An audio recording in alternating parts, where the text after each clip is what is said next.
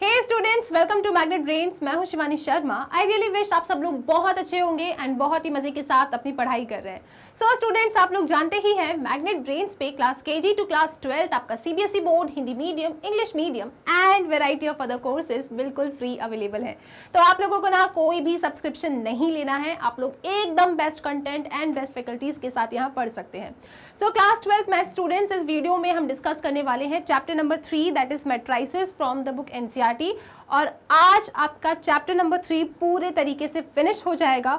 एक last exercise है आपकी दैट इज मिसलेनियस एक्सरसाइज, उसके सभी क्वेश्चंस को हम सॉल्व करेंगे और अपने चैप्टर नंबर 3 को खत्म करेंगे। ओके, सो पहला क्वेश्चन जो है ना वो कुछ इस तरीके का है और फिर से बता देती हूँ, मिसलेनियस एक्सरसाइज बहुत इंपॉर्टेंट होती है, आपको इसे बिल्कुल मिस नहीं करना होता है। ओके, सो क्वेश्चन नंबर 1 ये कहता है कि देखो यार, एक मैट्रिक्स है आपके पास कुछ इस तरीके की, शो दैट करें कि ये इसके बराबर है, where I is the identity matrix of order 2 and n belongs to natural number।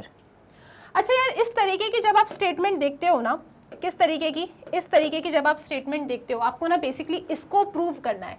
तो इसे हम कैसे प्रूव करते हैं? इसको प्रूव करते हैं हम लोग इंडक्शन मेथड से, principal of mathematical induction. Class 11th में आपका एक छोटा सा चैप्टर था, उसके थ्रू आप इन क्वेश्चंस को सॉल्व करते हो। ओके, तो यहाँ पे भी हम वही अप्लाई करने वाले हैं और इस क्वेश्चन को फिनिश करेंगे। तो बेसिकली हमें यहाँ पे ये शो करना है कि this is equal to this. तो हम कह देते हैं कि ये जो हमें स्टेटमेंट गिवन है, this is P of N. याद आया कुछ कुछ इस तरीके से आपने इंडक्शन पढ़ा था। इस एक्सप्रेशन को हम कह देते हैं कि ये तो पी ऑफ एन है। और कैसी एक्सप्रेशन है ये? ए आई, आई आपका आइडेंटिटी मैट्रिक्स है ऑर्डर 2 का। दिस इज बी ए और इसकी पावर है n is equal to A to the power n I plus n A की power n minus 1 B A. Capital A तो आपकी मैट्रिक्स है, ये छोटे छोटे ए भी तो ऐसे कुछ नंबर्स होंगे। अच्छा, ये हमें गिवन है, मतलब बेसिकली हमें ये शो करना है कि this is equal to this. तो यहाँ पे हम अप्लाई करेंगे प्रिंसिपल ऑफ मैथमेटिकल इंडक्शन। हम लिखेंगे यहाँ पे for n is equal to 1। अच्छा, प्रिंसिपल ऑफ मैथमेटिकल इंडक्शन की स्टेप्स क्या होती हैं? स्टेप ये होती है कि आप n इक्वल टू 1 के लिए LHS और RHS को चेक करते हो, क्या ये बराबर है या नहीं। फिर n इक्वल टू 2 के लिए चेक करते हो, n इक्वल टू 3 के लिए चेक करते हो, ऐसे सो ऑन चेक करते करते अब n is equal to k के लिए ऐसा बोल देते हो कि ये स्टेटमेंट ट्रू है। We assume that for n is equal to k the given statement is true. Okay, induction में इस तरीके से काम करते हैं। और उसके बाद हम n is equal to k plus 1 के लिए ट्रू साबित करते हैं इस एक्सप्रेशन को। अगर n is equal to k plus 1 के लिए ये एक्सप्रेशन आपका LHS और RHS ट्रू हो जाता है, तो हम कह देते हैं कि yes the given statement is सही है, प्रूव हो गया, LHS आपका RHS के बराबर है। तो इस तरीके से आपको इन क्वेश्चंस को अटेम्प्ट करना होता है। ओके, तो सबसे पहले मैं जा रही हूँ फॉर n इक्वल टू 1। तो n इक्वल टू 1 के लिए मैं लिखूंगी यहाँ पे p ऑफ 1 सच दैट, मैं क्या करूँ, इसका LHS पकड़ लूँ क्या? इसके LHS में 1 डाल देती हूँ n की जगह पे। सो यहाँ मुझे मिलेगा ए आई प्लस बी ए। अब इसकी पावर 1 है तो यही आएगा। यहाँ पे भी चेक करो, n की जगह पे 1 डाला मैंने तो ए आई प्लस ए, n की जगह पे 1, 1 माइनस 1 इज 0, किसी की पावर 0 1 होता है एंड दिस इज बी ए। तो मैं क्या देख रही हूँ कि जब मैं n की वैल्यू 1 दोनों तरफ डालती हूँ ना इस एक्सप्रेशन में, तो मेरा LHS तो RHS के बराबर आ रहा है। इसका मतलब क्या? Which is true. ये तो सच हो गया, विच इज ट्रू। क्या? किसके लिए? फॉर n इक्वल टू 1 के लिए इट इज ट्रू। ठीक है, इसके बाद आप 2 3 के लिए चेक ना करें, डायरेक्टली k के लिए ट्रू बोल दें। आप कहेंगे यहाँ पे now let us assume that it is true for n is equal to k। ये एक्सप्रेशन ट्रू है n is equal to k के लिए, ऐसा हम अज्यूम कर रहे हैं और ऐसा ही हम सॉल्व करते थे। तो n की जगह पे k डालें आप, सो pk कितना मिलेगा आपको? ए आई प्लस बी ए, एन की जगह पे k। यहाँ पे भी n की जगह पे k रखें आप, सो a की power k, this is i plus n की जगह पे k, ए एन की जगह पे K, B A. This is true. ये हमें अज्यूम करना होता है कि for n equal to k it is true. Okay, this is true, this is true, और इसको एक्सप्रेशन 1 आप नाम दे दें। नाउ अब हमें क्या करना है, now we have to prove that, now we have to prove that it is true for n equal to k plus 1 whenever it is true for, या फिर सिंपल लिखो, चलो now we have to show that it is true for n is equal to k plus 1। हमें ये show करना है कि now we have to prove that it is true for n equal to k plus 1। अगर इसके लिए true हो जाएगा तो ये एक्सप्रेशन हमेशा हमेशा ऐसी ही होगी, बिल्कुल सच कहा है जो इनने कहा है। So n is equal to k plus 1 के लिए हमें प्रूव करना है, मतलब बेसिकली हमें क्या प्रूव करना है, वी हैव टू प्रूव क्या, n की जगह पे k plus 1 रखें एक्सप्रेशन में, ai plus b a n की जगह पे k plus 1 is equal to, यहाँ लिखते हैं नीचे अपन a की जगह पे k plus 1, यहाँ पे i प्लस n की जगह पे k plus 1, okay, a n की जगह पे k plus 1 माइनस 1 हो गया, दैट इज k, यहाँ पे b a, ये हमें प्रूव करना है, ठीक है, we have to prove this, n is equal to k plus 1 के लिए हमें प्रूव करना है। तो इसको ना मैं थोड़ा सा अलग दिखाने के लिए एक बॉक्स में डाल देती हूँ कि यार ये आपको ना प्रूव करना है, ये है नहीं, आपको लेकर आना है, इसको कैसे भी करके प्रूव करो कि इसका LHS इसके RHS के बराबर है। तो कैसे प्रूव कर सकते हैं, LHS को उठा लेते हैं, ठीक है, LHS को पिक करते हैं अपन। सो LHS क्या है, यहाँ पे LHS है आपके पास AI plus BA, AI plus BA, इसकी पावर है k प्लस 1, ठीक है, AI प्लस BA की पावर है k प्लस 1, ओके। तो मैंने LHS को उठाया और मेरा सपना क्या है, वहां तक पहुंचना। तो इसको उठा के मैं वहां तक कैसे पहुंचूंगी यार, क्या करना चाहिए मुझे, सुनो, जब भी बेस सेम होता है ना तो पावर ऐड होती है ना, यहाँ पे k प्लस 1 लिखा है, मतलब पावर्स को ऐड किया गया है, इसका मतलब डेफिनेटली इनके बेस सेम रहे होंगे।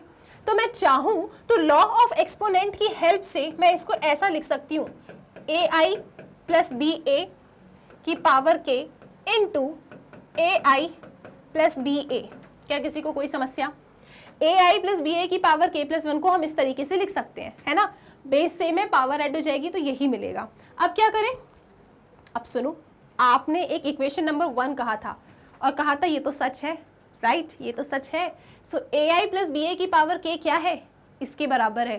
तो AI प्लस BA की पावर k जो हमने यहाँ लिख के रखा है ना इधर, उसकी जगह पे मैं इक्वेशन 1 में जो स्टेटमेंट मुझे मिली थी उस स्टेटमेंट को लिख सकती हूँ, बिल्कुल लिख सकती हूँ।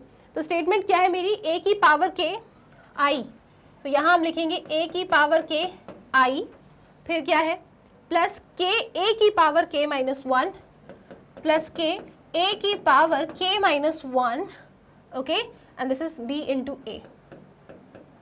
अच्छा, लिख दिया। अब क्या मैम, इसकी जगह पे ये लिख दिया फ्रॉम इक्वेशन 1 और इसको ऐसा लिखो AI प्लस BA, ठीक है। अब क्या करें, अब इसका इससे मल्टीप्लिकेशन करो, मतलब जितनी भी टर्म्स है ना ब्रैकेट ओपन करो, मल्टीप्लाई करो, इसका मल्टीप्लिकेशन इससे करेंगे तो दोनों के बेस सेम है a में, तो इनके पावर्स ऐड हो जाएगी। I into I is I square, I आपकी आइडेंटिटी मैट्रिक्स है, आइडेंटिटी मैट्रिक्स का स्क्वायर आपको आइडेंटिटी मैट्रिक्स ही देता है, ठीक है। अब इसका मल्टीप्लिकेशन BA से करें, राइट, इसका मल्टीप्लिकेशन इससे किया, ये मिल गया, इसका मल्टीप्लिकेशन इससे करेंगे आप तो आपको a की power k into b I into a मिलेगा। IA क्या होता है, a होता है, so this is equal to a। अच्छा, इसका मल्टीप्लिकेशन भी हमने कर दिया, ये टर्म का काम खत्म। अब हमें एक्सप्रेशन में लिखे इस टर्म का मल्टीप्लिकेशन कराना है। सो यहाँ आप लिखेंगे k इंटू a, मतलब k लिखा, ये वाला a, ये वाला a, इनका मल्टीप्लिकेशन होगा, बेस से में पावर ऐड हो जाएगी तो आपको यहाँ पे a की पावर k मिलेगा, b रहेगा, a इंटू आई a हो जाएगा, IA या AI a होता है, ठीक है। फिर आप इसका मल्टीप्लिकेशन इससे कर दो तो क्या मिलेगा आपको, यहाँ पे k, यहाँ पे a की power k minus 1, this is b into b, b square, a into a, A square आपको देगा। आपको लेके क्या आना था, जरा प्रूव दैट में चेक तो करो, लेके क्या आना है आपको, आंसर तो नहीं आ गया कहीं, देखें जरा। मैम लेके आना है a to the power k plus 1 I. Ma'am एक मिनट, दो टर्म्स लेके आने हैं, ठीक है, चेक कर लेते हैं। a की power k plus 1 I plus k plus 1, k plus 1। अच्छा सुनो, तो ये वाला टर्म और ये वाला टर्म सेम टू सेम है, कॉमन लेके दो टर्म बनाए। मैम वो तीसरा टर्म भी है, बताती हूँ उसका क्या करना है। पहले तो आप इन दोनों से कॉमन ले लो। So this is a to the power k plus 1 I plus हमने a के और b a कॉमन ले लिया, तो दिस इज 1 प्लस k। अब 1 प्लस k को तो मैं k प्लस 1 लिख सकती हूँ, कोई समस्या की बात है तो बता दो जल्दी से। मैम कोई समस्या नहीं है, ठीक है। तो मैंने a to the power k और b a कॉमन ले लिया, और यहाँ पे ये जो टर्म मेरा एक्स्ट्रा आ रहा है ना, इसका मुझे कुछ करना पड़ेगा, क्योंकि प्रूव दैट में ना ये तो ऐसा कोई टर्म था ही नहीं। हमारे पास जो आंसर आ रहा है ma'am, a to the power k plus 1 I plus k plus 1 a to the power k b a आ रहा है, मतलब यहाँ तक आ रहा है। इसका आप क्या करोगे, आपने क्वेश्चन की स्टार्टिंग में देखा था, आपको मैट्रिक्स A गिवन थी, और यहाँ पे देखो A स्क्वायर है, कहीं ऐसा तो नहीं है कि A इंटू ए पे आपको 0 मिल रहा हो। आओ ज़रा चेक करते हैं, चेक करते हैं। हमारे पास A मैट्रिक्स है कितनी, 0 1 0 0 0 1 0 0। तो आओ ज़रा A स्क्वायर निकालते हैं। A स्क्वायर कैसे निकालेंगे आप, A स्क्वायर आप निकालेंगे जब आप A मैट्रिक्स का मल्टीप्लिकेशन A से ही कर दोगे, तो आपको A स्क्वायर मिल जाएगा। तो यहाँ पे 0 1 0 0, तो जब आप इसका प्रोडक्ट निकालेंगे, कैसे निकालते हैं प्रोडक्ट, सबसे पहली चीज़, क्या इसका प्रोडक्ट पॉसिबल है, यस। क्यों, क्योंकि दोनों ही 2 बाई 2 ऑर्डर की हैं, हम इनका प्रोडक्ट निकाल सकते हैं। सो आप पहली रो पहले कॉलम का मल्टीप्लिकेशन कीजिए, 0 into 0 0 plus 1 into 0 we have 0। पहली रो दूसरे कॉलम से मल्टीप्लिकेशन, 0 इंटू 1 0 1 इंटू 0 0। ऐसा क्यों लग रहा है 0 ही आने वाला है, इसका मल्टीप्लिकेशन करोगे तो यार 0 ही मिलेगा, मतलब आपकी a स्क्वायर कितना आ रहा है, 0। तो a स्क्वायर की जगह पे जब यहाँ 0 लिखेंगे आप, 0 मैट्रिक्स मतलब 0 ही आ रहा है, तो यहाँ पे 0 मैट्रिक्स का मल्टीप्लिकेशन किसी से भी अगर आप करते हैं तो आपको 0 मैट्रिक्स ही मिलता है, और 0 मैट्रिक्स का एडिशन अगर किसी और मैट्रिक्स से करते हो तो वो दूसरी मैट्रिक्स ही मिलती है। तो कुल मिला के ये वाला एक्सप्रेशन तो आपका गायब हो जाएगा। Why, because a square is equal to 0 matrix है, इसीलिए हमने कह दिया कि 0 matrix, addition of 0 matrix with some other matrix. अगर 0 मैट्रिक्स का एडिशन हम किसी दूसरे मैट्रिक्स से करते हैं तो दूसरी मैट्रिक्स से मिलती है, तो ये दूसरी मैट्रिक्स, ये दूसरी मैट्रिक्स, यहाँ तक 0 मैट्रिक्स उड़ा दो उसको, यही आपको मिलेगा और यही आपको लेके आना था। और आप यहाँ लिख देंगे हैंस प्रूव्ड, क्वेश्चन खत्म। क्लियर हो गया, इजी क्वेश्चन है ना, कुछ ऐसा लगा ना जाने क्या कर रहे हैं इसमें, तो एक बार इसका अच्छे से आप स्क्रीनशॉट ले लो। इंडक्शन आपने 11th में सीखा ही था, नहीं भी सीखा, भूल भी गए तो अभी सीख गए, कुछ था ही नहीं इसमें, ठीक है। और 11th के इंडक्शन से तो इजी ही है ये। ओके, स्क्रीनशॉट ले लिया, अब आते हैं आगे, अगले क्वेश्चन को चेक करते हैं अपन। इसको भी हटा देती हूँ मैं। So next question is question number 2। So question number 2 में लिखा है कि if a is equal to 1 1 1 1 1 1 1, ऐसी मैट्रिक्स है 3 बाई 3 की, उसका हर एक एलिमेंट 1 1 1 है। आपको प्रूव करना है कि a की power n is equal to this where n belongs to n। Again हम इस क्वेश्चन को इंडक्शन के थ्रू सॉल्व करेंगे, तो हम कह देंगे, देखो क्या कह देंगे हम, और पता है इसको ना आप एज अ रिजल्ट भी याद रखिएगा, ये यूज हो जाता है, ठीक है। सो यहाँ पे आप लिखेंगे क्या कि this expression is p of n, ऐसा बोल देते हैं अपन, ठीक है। और यहाँ लिखो a to the power n is equal to, हमें गिवन है 3 की पावर n माइनस 1। अब यहाँ स्पेस है क्या, लिख दें 3 की पावर n माइनस 1, 3 की पावर n माइनस 1, चलो मान लो स्पेस है ना। 3 की पावर n माइनस 1, 3 की पावर n माइनस 1, 3 की पावर n माइनस 1, इधर भी आएंगे आप n माइनस 1, इधर भी आ जाइए n माइनस 1, एंड इधर भी आ जाइए n माइनस 1। ये एक्सप्रेशन को हमें प्रूव करना है कि this thing is equal to this thing. तो इसको प्रूव करने के लिए अगेन हम इंडक्शन की हेल्प लेंगे। n इज इक्वल टू 1 के लिए चेक करेंगे, n is equal to k के लिए हम ट्रू कह देंगे, और फिर जाके हम n is equal to k plus 1 के लिए ट्रू शो करेंगे। अगर n is equal to k plus 1 के लिए ये ट्रू है, इसका मतलब ओवरऑल ये जो स्टेटमेंट है येस ये इसके बराबर है, और हमारा जो क्वेश्चन है प्रूव हो जाता है, ठीक है। ओके, तो सबसे पहले आते हैं n इक्वल टू 1 के लिए। सो आप लिखेंगे यहाँ पे for n is equal to 1। So for n is equal to 1 आपको मिलेगा p of 1।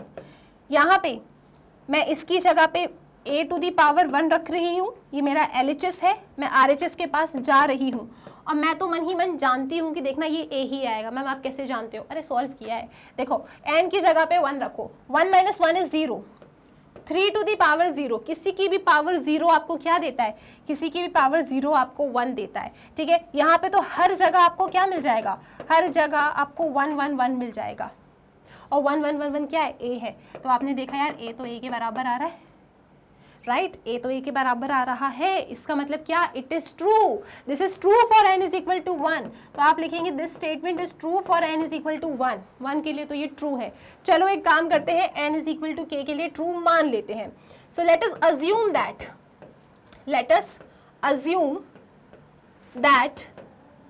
it is true, let us assume that it is true for n equal to k। ये तो हमेशा करना पड़ता है, ठीक है? it is true for n is equal to k।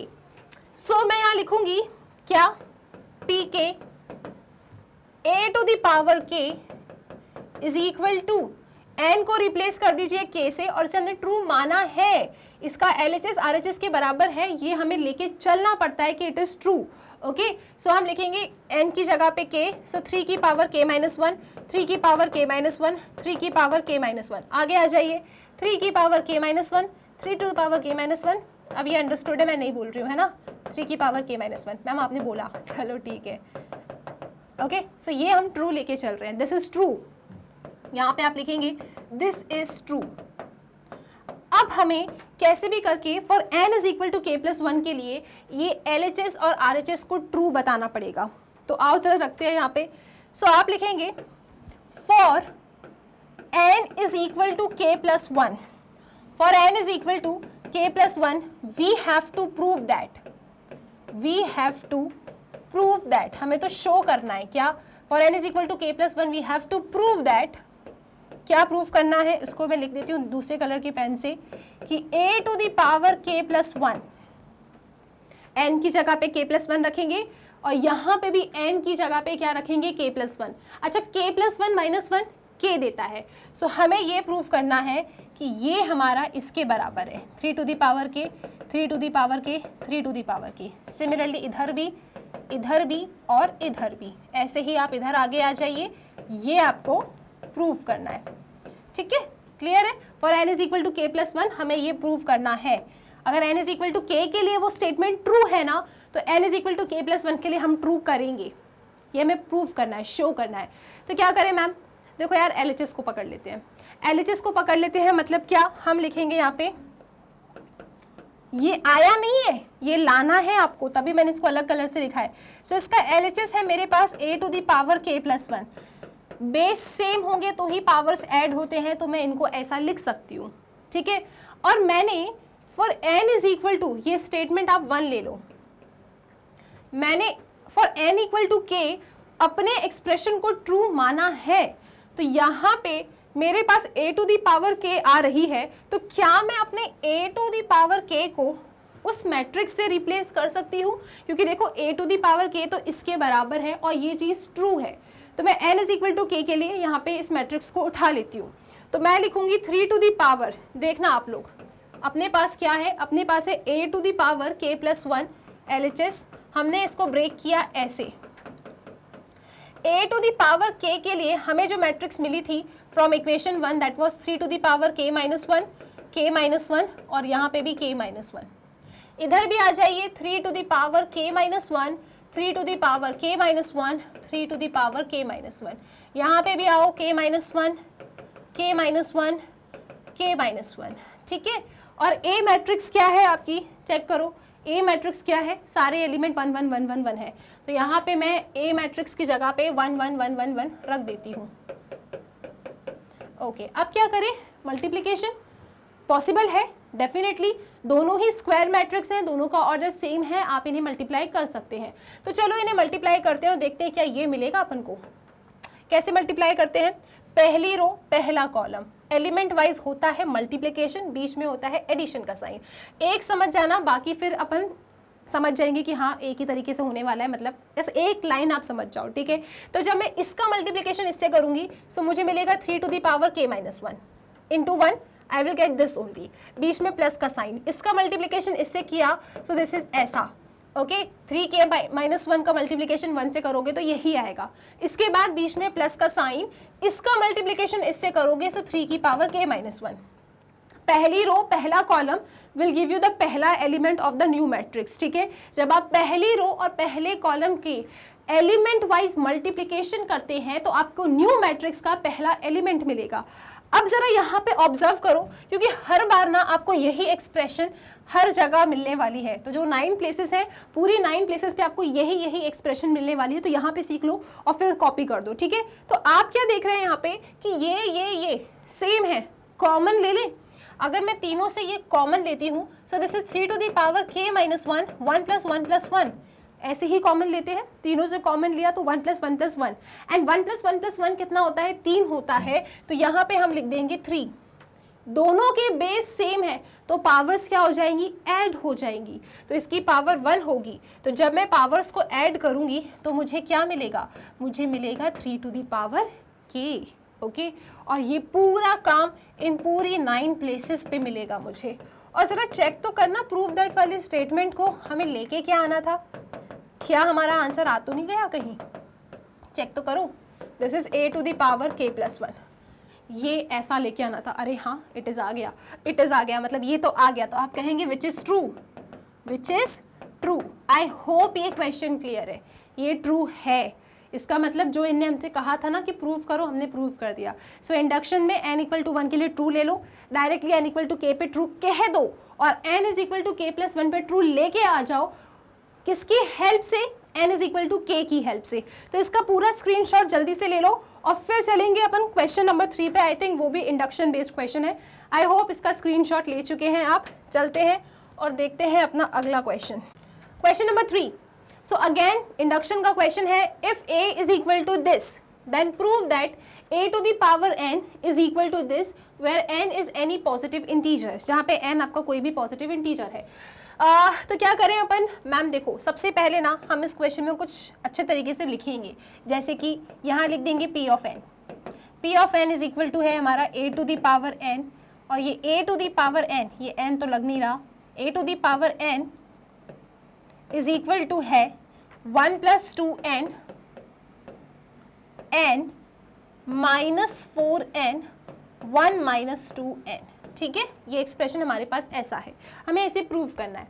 एक काम करो आप, for n is equal to 1 जरा चेक तो करो क्या आ रहा है, तो लिखते हैं यहाँ पे for n is equal to 1, p of 1 क्या होगा, यहाँ तो a टू द पावर 1 आ जाएगा, यहाँ पे रखते हैं अपन n की वैल्यू 1, तो कितना मिलेगा आपको 1 प्लस 2, 1 माइनस 4, 1 माइनस 2, तो कितना आता जा रहा है 1 प्लस 2 3, 1 माइनस 2 माइनस 1, और ज़रा चेक तो करो, ये तो आपका a ही है, 3 माइनस 4 1 माइनस 1, राइट। LHS में भी a है, RHS में भी a है, इसका मतलब it is true for n is equal to 1। LHS में भी a है और RHS में भी आप यहाँ से देख सकते हो a ही आया है, so it is true for n is equal to 1, right. कोई समस्या, सब ठीक, ओके। अब आप क्या करेंगे, for n is equal to k true मानेंगे। Now let us assume that let it is true for n is equal to k, ये आप ट्रू लेके चलेंगे, let it is true for n is equal to k, और रख दें जरा expression में, सो आपको मिलेगा a to the power k कितना 1 प्लस 2k, यहाँ पे k, ठीक है, और यहाँ मिलेगा minus 4k and 1 minus 2k। ये हमने n is equal to k के लिए इसे ट्रू लेके चला है, and this is equation number 1। अब हमें शो करना है, now we have to prove that it is true for n is equal to k plus 1, that is p of k plus 1 is true whenever pk is true, ठीक है, ऐसा बोल सकते हैं। आप वहाँ पे प्रीवियस क्वेश्चन में भी इसे ऐड कर लेना, ठीक है। So now we have to prove that it is true for n is equal to k plus 1, that is pk plus 1 is true whenever pk is true, ठीक है। मतलब कुल मिला के आपको क्या प्रूव करना है, मैं यहाँ पे लिख देती हूँ, आपको प्रूव करना है, मैं इसे ब्लू पेन से लिख रही हूँ, मतलब समझ जाना ये है नहीं, ये लेकर आना है क्या, कि a to the power k plus 1 is equal to, आपको लेके आना है 1 प्लस 2 k की जगह पे k प्लस 1। इसे ओपन भी कर लें क्या अपन, so this will be 2k plus 2, मतलब ये बनेगा 3 प्लस 2k, है ना। इसे ओपन भी कर ही देते हैं। यहाँ पे भी k की जगह पे k प्लस 1 चाहिए, यहाँ पे -4k -4 चाहिए, और यहाँ पे 1 - 2k -2, k की जगह पे k प्लस 1, मैंने ब्रैकेट को ओपन किया, सो -2k -2, तो कितना आ रहा है -1, तो this is coming out to be -1। ऐसा कुछ आपको लेके आना है। अगर ये आ जाता है तो आपका काम हो जाएगा। LHS is equal to RHS आपको करना है, ठीक है। अगर इक्वल कर देते हो तो यस, ये स्टेटमेंट बिल्कुल सच है, अदरवाइज नहीं। तो कैसे प्रूव करेंगे, इसके LHS को पकड़ लेते हैं। सो इसके LHS को अपन पकड़ लेते हैं। यहाँ पे आप लिखेंगे LHS, क्या LHS में लिखेंगे आप a to the power k plus 1, यहाँ लिखेंगे a to the power k plus 1, okay. तो इसको कैसे लिखेंगे, a to the power k into a। अब तक तो आपको हैबिट हो गई होगी इसकी, बेस सेम है तो पावर ऐड होती है, तो पावर ऐड में थी तो मैंने इनको मल्टीप्लिकेशन में लिख दिया। अब a to the power k का फ्रॉम इक्वेशन 1 आपके पास मैट्रिक्स है, क्योंकि इट इज ट्रू, इन्हें कहा है ना it is true for n is equal to k। So a to the power k की जगह पे आप इसको रख सकते हैं। तो क्या रखेंगे, 1 प्लस 2k आप यहाँ पे रखने वाले हैं, क्या देखना एक मिनट, हाँ, 1 प्लस 2k, और क्या लिखा है k -4k, क्या लिखा है 1 - 2k, 1 - 2k, okay, into a। a matrix क्या है, 3 - 4 1 - 1, सो 3 - 4 आप लिखेंगे यहाँ पे 3 - 4 1 - 1, चेक कर लो एक बार, 3 - 4 1 - 1, ठीक है। आपने इसको इस तरीके से लिख दिया। अब हम क्या करेंगे, दो मेरी स्क्वायर मैट्रिक्स हैं, दोनों के बीच में मल्टीप्लिकेशन का साइन है और दोनों का ऑर्डर सेम है, तो इनका मल्टीप्लिकेशन पॉसिबल है। तो आओ जरा इनका मल्टीप्लिकेशन करते हैं। कैसे मल्टीप्लिकेशन होगा, पहली रो पहला कॉलम, सो इसका मल्टीप्लिकेशन इससे, सो आप लिखेंगे 1 प्लस 2k इंटू 3, बीच में प्लस का साइन, इसका मल्टीप्लिकेशन इससे, तो दिस इज -4k, ठीक है। इसको यही सिंप्लीफाई कर लें अपन, फिर चलेंगे आगे मल्टीप्लिकेशन करने। सो एक काम करते हैं, आगे मल्टीप्लाई कर लेते हैं। अब इसी रो का मल्टीप्लिकेशन इस कॉलम से करना है, तो आप लिखेंगे 1 प्लस 2k -4 से मल्टीप्लाई, बीच में प्लस का साइन, इसका मल्टीप्लिकेशन इससे, सो दिस विल बी 4k। पहली रो पहला कॉलम, पहली रो दूसरा कॉलम, दोनों का काम खत्म, दोनों कॉलम फिनिश। अब आप जाते हैं दूसरी रो के पास, तो अब आप अपनी इस रो को पकड़ेंगे और इस कॉलम का मल्टीप्लिकेशन करेंगे। 3 into k, we have 3k, बीच में प्लस का साइन, 1 - 2k का मल्टीप्लिकेशन 1 से करेंगे तो आपको यही मिलेगा, ओके। अब इस रो को पकड़ लो और इस वाले कॉलम को पकड़ लो, सो k इंटू -4 -4k, बीच में प्लस का sign, and then we have 1 - 2k, और इसका मल्टीप्लिकेशन -1 से करना है, दैट्स इट। अब जरा इसका सिंप्लीफिकेशन चेक करो, हो सकता है कि आपका LHS RHS के बराबर आ गया हो, तो देखना एक मिनट, है ना। दिस इज 3 + 6k, आप यहाँ पे लिखेंगे 3 + 6k, 3 + 6k, 6k - 4k 2k, तो यहाँ पे आपने लिखा 2k, ठीक है। 3k - 2k k, तो आप लिखेंगे यहाँ पे k + 1, दिस इज k + 1।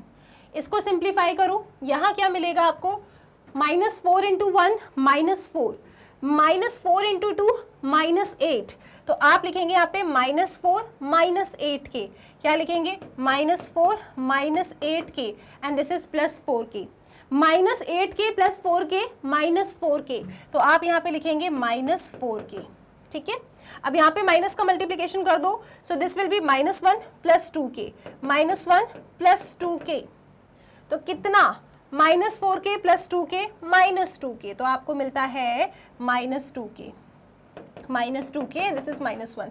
अब जरा एक बार वो प्रूव दैट वाले स्टेटमेंट को चेक करो, कहीं यही तो लेके नहीं आना था आप लोगों को। देखें जरा, 3 + 2k, 3 + 2k, -4 - 4k, एक ही बात है, ठीक है, -4 - 4k, k + 1 उसके बाद -2k -1, अरे हाँ यही तो लेके आना था, तो आप कह देंगे this is equal to RHS, hence proved. तो आपका काम हो गया, द स्टेटमेंट इज सही है, बिल्कुल ठीक है। इंडक्शन के थ्रू हमने क्वेश्चन 1, 2 एंड 3 को अटेम्प्ट कर लिया। आई होप इसमें कोई समस्या नहीं है, इसका स्क्रीनशॉट आप अच्छे से ले लें और फिर चलते हैं अगले सवाल पे। डन, देख लो एक बार किस तरीके से आपने सॉल्व किया है, ठीक है। चलो अगला क्वेश्चन देखते हैं अब अपन।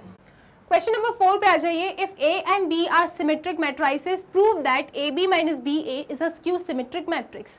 तो यहाँ पे हमें इन्हें कहा है कि A and B आपके सिमेट्रिक मैट्रिक्स हैं, मतलब A डैश मेरा A के बराबर है, अच्छा, और B डैश मेरा B के बराबर है, क्योंकि A एंड B को इनने क्या कहा है, सिमेट्रिक कहा है। तो जब भी आपकी मैट्रिक्स सिमेट्रिक होती है तो उसका ट्रांसपोज उस मैट्रिक्स के बराबर ही हो जाता है। सो A डैश A के बराबर है, B डैश B के बराबर है। हमें यहाँ पे प्रूव करना है, क्या प्रूव करना है आपको, टू प्रूव करना है आपको कि AB minus BA is skew symmetric matrix. आपको AB माइनस BA को स्क्यू सिमेट्रिक प्रूव करना है। आप जानते हैं अगर कोई भी मैट्रिक्स आपकी स्क्यू सिमेट्रिक होती है ना, सो उसका ट्रांसपोज आपको नेगेटिव ऑफ दैट मैट्रिक्स मिलती है। सो A ट्रांसपोज आपको माइनस ऑफ A मिलता है अगर मैट्रिक्स आपकी स्क्यू सिमेट्रिक है तो, ठीक है। सो AB माइनस BA को अगर मुझे स्क्यू सिमेट्रिक मैट्रिक्स बताना है तो कुल मिला के मुझे क्या बताना है, बेसिकली AB माइनस BA का जो डैश है, AB माइनस BA का जो डैश है वो मेरा minus of AB minus BA आना चाहिए। ये मुझे प्रूव करना है, ठीक है, ये है जो मुझे प्रूव करना है। यहाँ पे नेगेटिव का साइन, आई होप ये विजिबल है, और ये चीज़ मुझे गिवन थी। तो ठीक है मैम, करते हैं इसको प्रूव। कैसे प्रूव करें, प्रूव करना अपना ये पकड़ लो आप, AB माइनस BA का डैश पकड़ लो, ठीक है। चलो देखो ज़रा इसका प्रूफ। मैं यहाँ पे AB माइनस BA का होल डैश को पकड़ रही हूँ। फिर हमने ट्रांसपोज में कुछ प्रॉपर्टीज सीखी थी। अगर हमारी किसी दो मैट्रिक्स का एडिशन है और उसका हमें ट्रांसपोज लेना है तो उसे हम A dash plus B dash ऐसा लिखते हैं, ठीक है। तो यहाँ पे भी मैं इस ट्रांसपोज को इसको और इसको दे सकती हूँ। चलो जी ठीक है, तो लगा देते हैं ये प्रॉपर्टी। यहाँ पे आप लिखेंगे AB का डैश माइनस BA का डैश। मैम यहाँ तो माइनस का साइन है, उससे फ़र्क नहीं पड़ता, ठीक है, उससे फ़र्क नहीं पड़ता है। आप यहाँ पे अपनी प्रॉपर्टीज़ भी लिख देना, ठीक है। ये कैसे किया आपने, ये आपने इसके वजह से किया कि A प्लस B का जो डैश होता है ना, अब यहाँ AB मतलब PQ ले लो, P प्लस Q का जो डैश होता है that is P dash plus Q dash, तो उसकी हेल्प से मैंने ऐसा ब्रेक कर दिया। इसके बाद आपने रिवर्सल रूल भी पढ़ा था। रिवर्सल रूल क्या कहता है कि अगर PQ का डैश है ना तो उसे Q डैश P डैश की तरह लिखा जा सकता है, ठीक है। तो चलो रिवर्सल रूल लगाते हैं यहाँ पे। सो AB का डैश को मैं B डैश A डैश लिख सकती हूँ। रिवर्सल रूल, AB का डैश PQ का dash Q dash P dash होता है, सो AB का dash P dash A dash हो जाएगा, माइनस BA का डैश क्या होगा, A डैश B डैश। कोई समस्या, सब ठीक है। अब जरा गिवन दैट का स्टेटमेंट देखो, A डैश किसके बराबर है, A के बराबर, क्योंकि A सिमेट्रिक मैट्रिक्स है, इसका मतलब A डैश A के बराबर है और B डैश B के बराबर है। तो B डैश को B और A डैश को A लिख देती हूँ, और यहाँ पे A डैश को A और B डैश को B लिख देती हूँ, ठीक है। अब क्या करूँ, अब यहाँ से नेगेटिव के साइन को कॉमन ले लेती हूँ। तो जब मैं यहाँ से नेगेटिव के साइन को कॉमन लूँगी ना, तो this will B AB and this will B BA। अब जरा आप चेक करो, कहीं हमें यही तो लेके नहीं आना था। देखो अपने प्रूफ दैट वाले स्टेटमेंट को देखो, AB माइनस BA का डैश हमें माइनस AB माइनस BA चाहिए था और हमारा वो आ चुका है। इसका मतलब क्या, हैंस प्रूव्ड, और ये क्वेश्चन खत्म, ठीक है। तो इसका स्क्रीनशॉट ले लो, फिर चलेंगे अगले सवाल पे। डन, ओके चलो। Question number 5, so show that matrix B dash AB is symmetric or skew symmetric according as A is symmetric or skew symmetric। तो बेसिकली इस क्वेश्चन ने कहा है कि देखो यार, शो करें आप कि B डैश AB आपका सिमेट्रिक है। आपको यहाँ पे प्रूव करना है, टू प्रूव कि B डैश AB, आप लिखेंगे B डैश AB सिमेट्रिक है। सिमेट्रिक का मतलब क्या, अगर मैं इसका होल डैश लूँ तो मुझे दोबारा से यही मिल जाए, ये मेरा सिमेट्रिक है। और इनने कहा कि ये मेरा B dash AB skew symmetric है। स्क्यू सिमेट्रिक का मतलब क्या, अगर मैं B डैश AB का डैश लूँ तो मुझे minus of B dash AB मिले, लेकिन कब, according as A is symmetric. तो ये सिमेट्रिक होगा जब A मेरा सिमेट्रिक है। ए सिमेट्रिक है मतलब ए ट्रांसपोज मेरा ए है, और ये मेरा स्क्यू सिमेट्रिक होगा जब ए मेरा स्क्यू सिमेट्रिक हो, मतलब A dash is equal to minus of A. तो ये चीज मुझे प्रूव करनी है। तो एक बार क्वेश्चन को फिर देखो आप, show that the matrix B dash A B is symmetric और skew symmetric according as A is symmetric और स्क्यू सिमेट्रिक। तो अगर मेरा ए सिमेट्रिक है, ए डैश अगर ए के बराबर है, तो बी डैश ए बी क्या होगा, सिमेट्रिक होगा। सिमेट्रिक होगा मतलब क्या कि बी डैश ए बी का जो डैश होगा that is equal to B dash A B. और अगर मेरा A dash minus of A के बराबर है, अगर ए मेरा स्क्यू सिमेट्रिक है, तो मेरा B dash A B skew symmetric होगा। इसका मतलब क्या कि बी डैश ए बी का जो होल डैश है that is equal to minus of B dash A B. ये मुझे प्रूव करना है। तो मैं लिख देती हूँ कि ये मेरा फर्स्ट स्टेटमेंट है, ये मेरा सेकेंड स्टेटमेंट है। सबसे पहले मैं फर्स्ट को प्रूव करती हूँ। ओके, तो इसके एलएचएस को पकड़ लेते हैं अपन। दैट मीन्स क्या, बी डैश ए बी का डैश मुझे ऐसा लेके आना है। रिवर्सल रूल लगाएंगे आप, तो यहाँ पे क्या आएगा, इस बी पे डैश आएगा, इस ए पे डैश आएगा, और फिर बी डैश पे डैश आएगा। ठीक है, अच्छा ए डैश क्या है, ए के बराबर है क्योंकि ये सिमेट्रिक है। दिस थिंग इज गिवन, ये आपको गिवन है। ठीक है, ए डैश आपका ए के बराबर है। So this is B dash A. Transpose का ट्रांसपोज आपको ओरिजिनल मैट्रिक्स देता है, तो ये आपका बी डैश ए बी आ रहा है। मतलब आपका क्या आ गया, लो क्वेश्चन बातों बातों में ही खत्म हो गया, तो आपका आंसर आ गया। ठीक है, हैंस प्रूव्ड हो गया ये। और यहाँ पे मैंने क्या किया, ए ट्रांसपोज मेरा ए के बराबर था। ए अगर मेरा सिमेट्रिक है तो बी डैश ए बी भी मेरा सिमेट्रिक आ गया, इसमें कोई समस्या नहीं हुई। अब चलते हैं इसके सेकेंड पार्ट पे। सो इसका जो सेकेंड पार्ट है वो हमसे कहता है कि बी डैश ए बी का होल डैश मुझे ये लेके आना है। कब, जब गिवन है कि ए डैश मेरा सिमेट्रिक नहीं स्क्यू सिमेट्रिक है। ए मेरा स्क्यू सिमेट्रिक है मतलब A dash equal to minus ए है। मैंने कहा ठीक है, मैंने इसके एलएचएस को पकड़ लिया और मैं लगा देती हूँ इसमें reversal rule. So this is B dash A dash B dash का dash. So this is B dash A dash B. Transpose का ट्रांसपोज ट्रांसपोज देता है। अच्छा गिवन क्या है कि ए डैश माइनस ए के बराबर है, तो यहाँ पे ए डैश की जगह पे मैं माइनस ए रख सकती हूँ, तो मुझे कुछ ऐसा मिलेगा। ये मैंने क्या किया, ये मुझे गिवन है कि ए डैश मेरा माइनस ऑफ ए के बराबर है।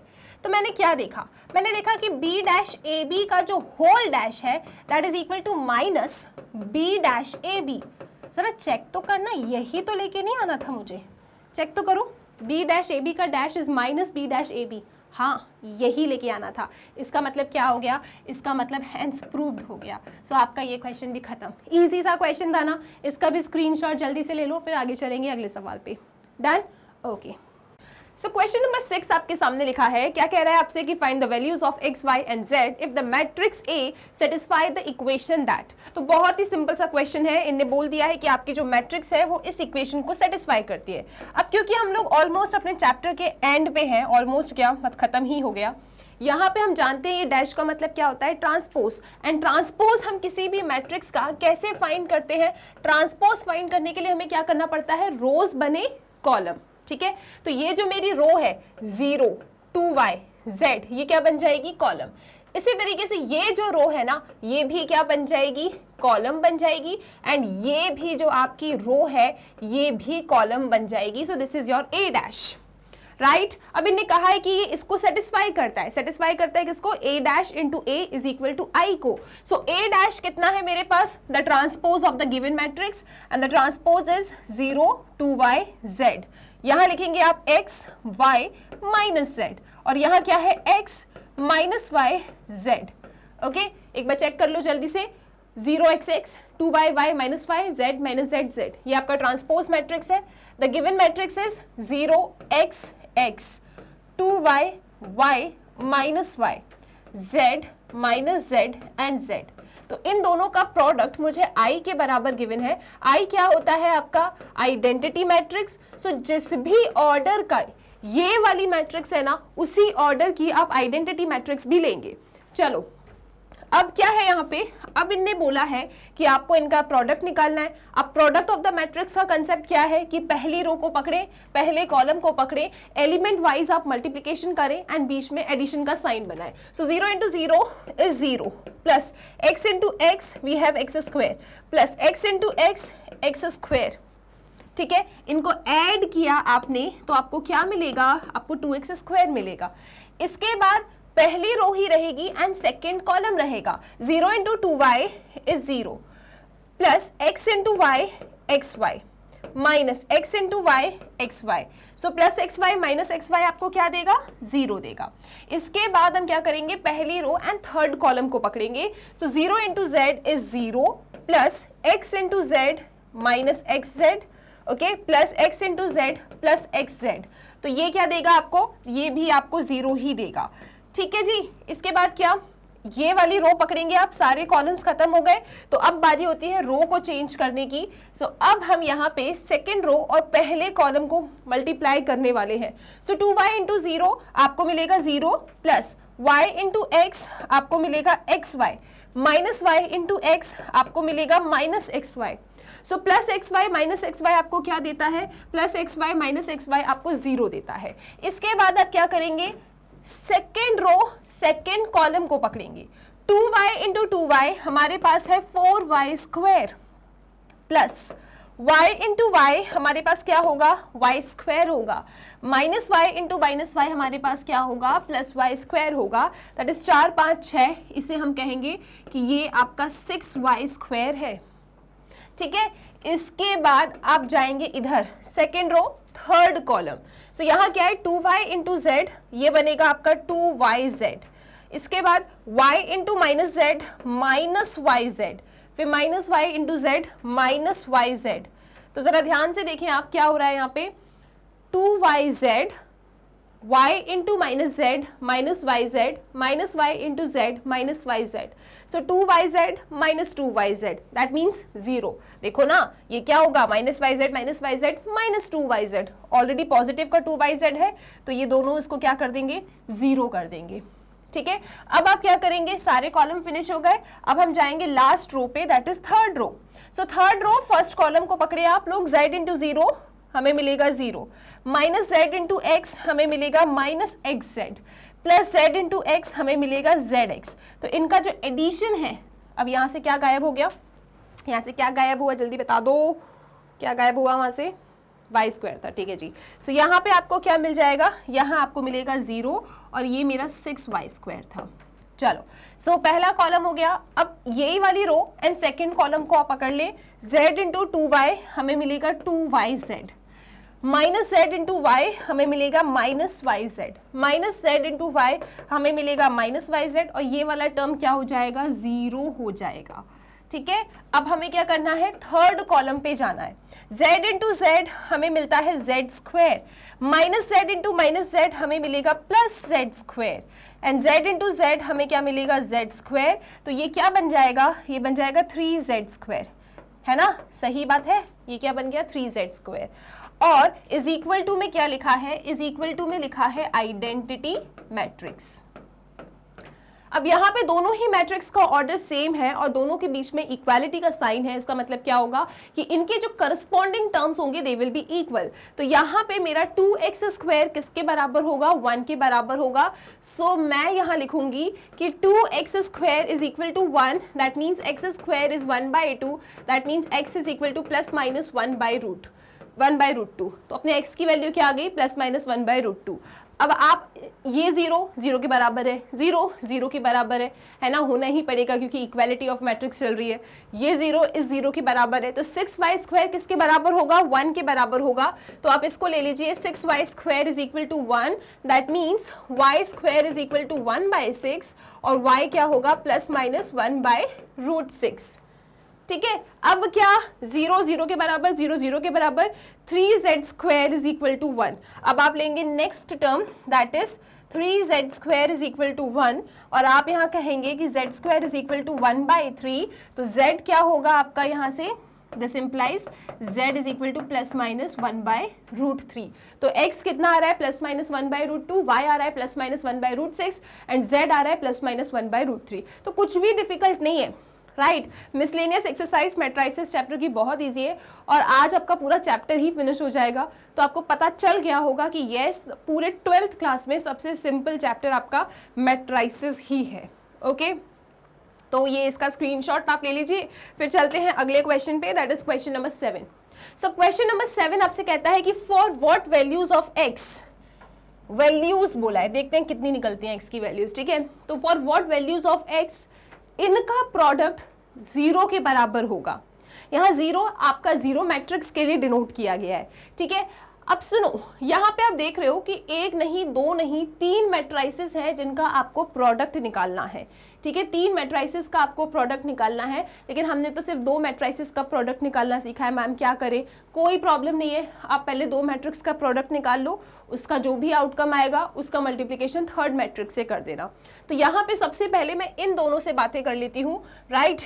इसका ऑर्डर क्या है, कोई मुझे इस मैट्रिक्स का ऑर्डर बता सकता है? एक रो है, 3 कॉलम है, एक हॉरिजॉन्टल लाइन और 3 वर्टिकल लाइन बना सकती हूँ। तो इसका जो ऑर्डर है दैट इज 1 क्रॉस 3, ठीक है। इसका क्या ऑर्डर है, इसका ऑर्डर है 3/3। तो क्या इन दोनों मैट्रिक्स का प्रोडक्ट पॉसिबल है? डेफिनेटली पॉसिबल है, क्योंकि इसका दूसरा, इसका पहला सेम है। इसका मतलब इन दोनों का मल्टीप्लिकेशन डिफाइंड है और मल्टीप्लाई करने के बाद जो नया मैट्रिक्स आपको मिलेगा उसका ऑर्डर क्या होगा, 1 क्रॉस 3, मतलब एक रो होंगे, 3 कॉलम होंगे, तो कुछ इस तरीके की दिखेगी वो। ओके, सो मुझे मल्टीप्लाई करने के बाद 1 क्रॉस 3 ऑर्डर की मैट्रिक्स मिलेगी।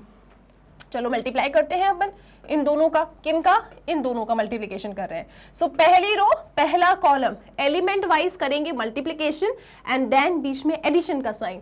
सो 1 इंटू 1 आपको मिलेगा 1 प्लस 2 इंटू 2 आपको मिलेगा 4 प्लस 1 इंटू 1 आपको मिला 1। तो कितना हुआ ये, 4 5 6। तो यहां आप लिखेंगे कितना, 6, राइट।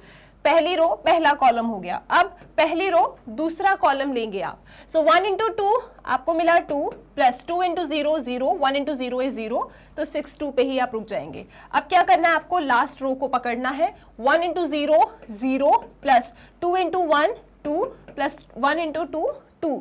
सो ये कितना हो जाएगा, ये आपका 4 हो जाएगा, ठीक है। हमने इन दोनों का मल्टीप्लिकेशन कर दिया। अब इस वाले मैट्रिक्स को पकड़ लें आप, 0 2 x, और ये किसके बराबर है, 0 मैट्रिक्स के बराबर है। किस x की वैल्यू के लिए ये 0 मैट्रिक्स के बराबर है आपको ये बताना है, तो ठीक है बता देंगे। सबसे पहले आप देखो, अब इन दोनों के बीच में क्या है, मल्टीप्लिकेशन। तो क्या इन दोनों का मल्टीप्लिकेशन डिफाइंड है? आप कहेंगे मैम देखिए, इसका ऑर्डर है 1 क्रॉस 3 और इसमें 3 रोज है, एक कॉलम है, इसका ऑर्डर है 3 क्रॉस 1, ठीक है। इसका मतलब क्या है, ये दोनों बराबर है, मल्टीप्लिकेशन तो डिफाइन है, और मल्टीप्लिकेशन करने के बाद जो नया मैट्रिक्स मिलेगा उसका ऑर्डर क्या होगा, 1 क्रॉस 1, मतलब उसमें एक ही रो होगी और एक ही उसमें कॉलम होगा, ठीक है। तो अच्छी बात है। यहाँ पे बिन ने कहा है कि किस क्या ले लें ऐसा। अब देखो यहाँ पे आपको स्टार्टिंग में नहीं समझ में आ रहा था कि आपको जो फाइनल आंसर मिलेगा उसका ऑर्डर क्या होगा, लेकिन जब हमने बाद में मल्टीप्लाई किया, हमने चेक किया, तो हमें ये पता चल रहा है कि इनका जो प्रोडक्ट है हमें 1/1 की मैट्रिक्स दे रहा है, और यहाँ पे भी इनने बोला है 0। तो ठीक है, तो आप 0 को भी एक 1/1 का मैट्रिक्स बनाना, 0 मैट्रिक्स बना लेना, ठीक है, एक ऑर्डर का। तो यहाँ पे फाइनली जब मैं मल्टीप्लाई कर देती हूँ तो क्या होगा, पहली रो पहला column 6 into 0 0 plus 2 into 2 4 plus 4 into x 4x, ठीक है। पहली रो पहला कॉलम, बस इतना ही काम है इसमें, इज इक्वल टू 0। मैं इसको ऐसा लिख सकती हूँ, कोई प्रॉब्लम की बात नहीं है। अब देखो, ये भी 1 क्रॉस 1 का है, ये भी 1 क्रॉस 1 का है, तो इन दोनों को हम इक्वेट कर सकते हैं। तो हम लिखेंगे 4 plus 4x is equal to 0, हम लिखेंगे 4x इज इक्वल टू -4, और ये क्या इम्प्लाई करता है, ये इम्प्लाई करता है कि x आपका -1 है। x क्या आया आपका, -1 आया। आई होप ये क्वेश्चन क्लियर है। तो इसका भी आप स्क्रीनशॉट ले सकते हैं, राइट। इजी सा क्वेश्चन था, कुछ खास इसमें था नहीं। अब चलते हैं अगले सवाल पे। बस याद रखिएगा कि एक साथ ये लोग आपसे कितनी भी मैट्राइसिस का मल्टीप्लिकेशन करवा दें, आप लोग को क्या करना है, पहले 2 मैट्रिक्स का मल्टीप्लिकेशन करना है, उसका जो भी आउटकम आएगा नेक्स्ट मैट्रिक्स से कर देना, फिर जो भी आउटकम आएगा नेक्स्ट मैट्रिक्स से कर देना। बस इसी तरीके से आपको मल्टीप्लाई करना है, ठीक है। चलो आगे देखते हैं क्वेश्चन नंबर 8। सो क्वेश्चन नंबर 8 बहुत ही डायरेक्ट क्वेश्चन है। यहाँ पे लिखा है कि देखो यार ए आपकी 2/2 की मैट्रिक्स है, कुछ इस तरीके की दिखती है। आपको शो करना है कि a² - 5a + 7i = 0 है। आपको ये शो करना है। तो पता है क्या करोगे आप इसमें, आप इसका LHS पकड़ोगे। ठीक है, आपके पास a है, आप इससे a² पूछ लेना। आपके पास a है, आप इसमें से 5a निकाल लेना। I तो आइडेंटिटी मैट्रिक्स होती है, हम जानते ही हैं क्या होने वाली है वो। उसमें हम 7 का मल्टीप्लाई कर देंगे। फिर अगर सब्ट्रैक्शन करवाए तो सब्ट्रैक्ट कर देंगे, ऐड करने के लिए बोला है तो ऐड कर देंगे, और फिर देख लेंगे ये 0 के बराबर ही आ जाएगा। तो LHS आपका RHS के बराबर हो जाएगा। बस जो जो इनने चीज़ें कही है ना, उनको फाइंड करके आपको इस इक्वेशन में डालना है और आंसर तक पहुंच जाना है। ठीक है, तो सबसे पहले अगर मैं इस इक्वेशन को देखूँ ना, तो डेफिनेटली ये LHS है और ये मेरा RHS है। तो LHS में किस किस चीज़ की डिमांड है, a² की। तो आओ पहले a² निकालते हैं। सो a² कैसे मिलेगा, a × a से मिलेगा। a क्या है मेरे पास, a है 3 - 1 1 2, यहाँ पे भी आ जाइए 3 - 1 1 2। ओके, अब इनका मल्टीप्लिकेशन करते हैं। कैसे मल्टीप्लिकेशन करेंगे, पहली रो पहला कॉलम, एलिमेंट वाइज होगा मल्टीप्लिकेशन। सो 3 3 9, उसके बाद 1 × -1 -1, 9 में से 1 गया, आपको कितना मिलता है, आपको 8 मिल जाता है। इसके बाद पहली रो एंड दूसरा कॉलम, 3 × 1 हमें मिलेगा 3, बीच में प्लस का साइन, 1 × 2 हमें मिलेगा 2, एंड 3 + 2 कितना होता है, 3 + 2 आपका 5 होता है। क्या किसी को कोई समस्या इसमें? तो पहली रो दोनों कॉलम का काम खत्म। अब आप जाएंगे नेक्स्ट रो पे, तो सेकेंड रो पहला कॉलम, -1 × 3 -3, उसके बाद 2 × -1 -2, तो ये कितना हो जाएगा, ये हो जाएगा आपका -5। ओके, अब आप इस रो को पकड़ेंगे एंड इस कॉलम को पकड़ेंगे, -1 × 1 -1 प्लस 2 × 2 वी हैव 4, सो -1 + 4 कितना होता है, वी हैव 3।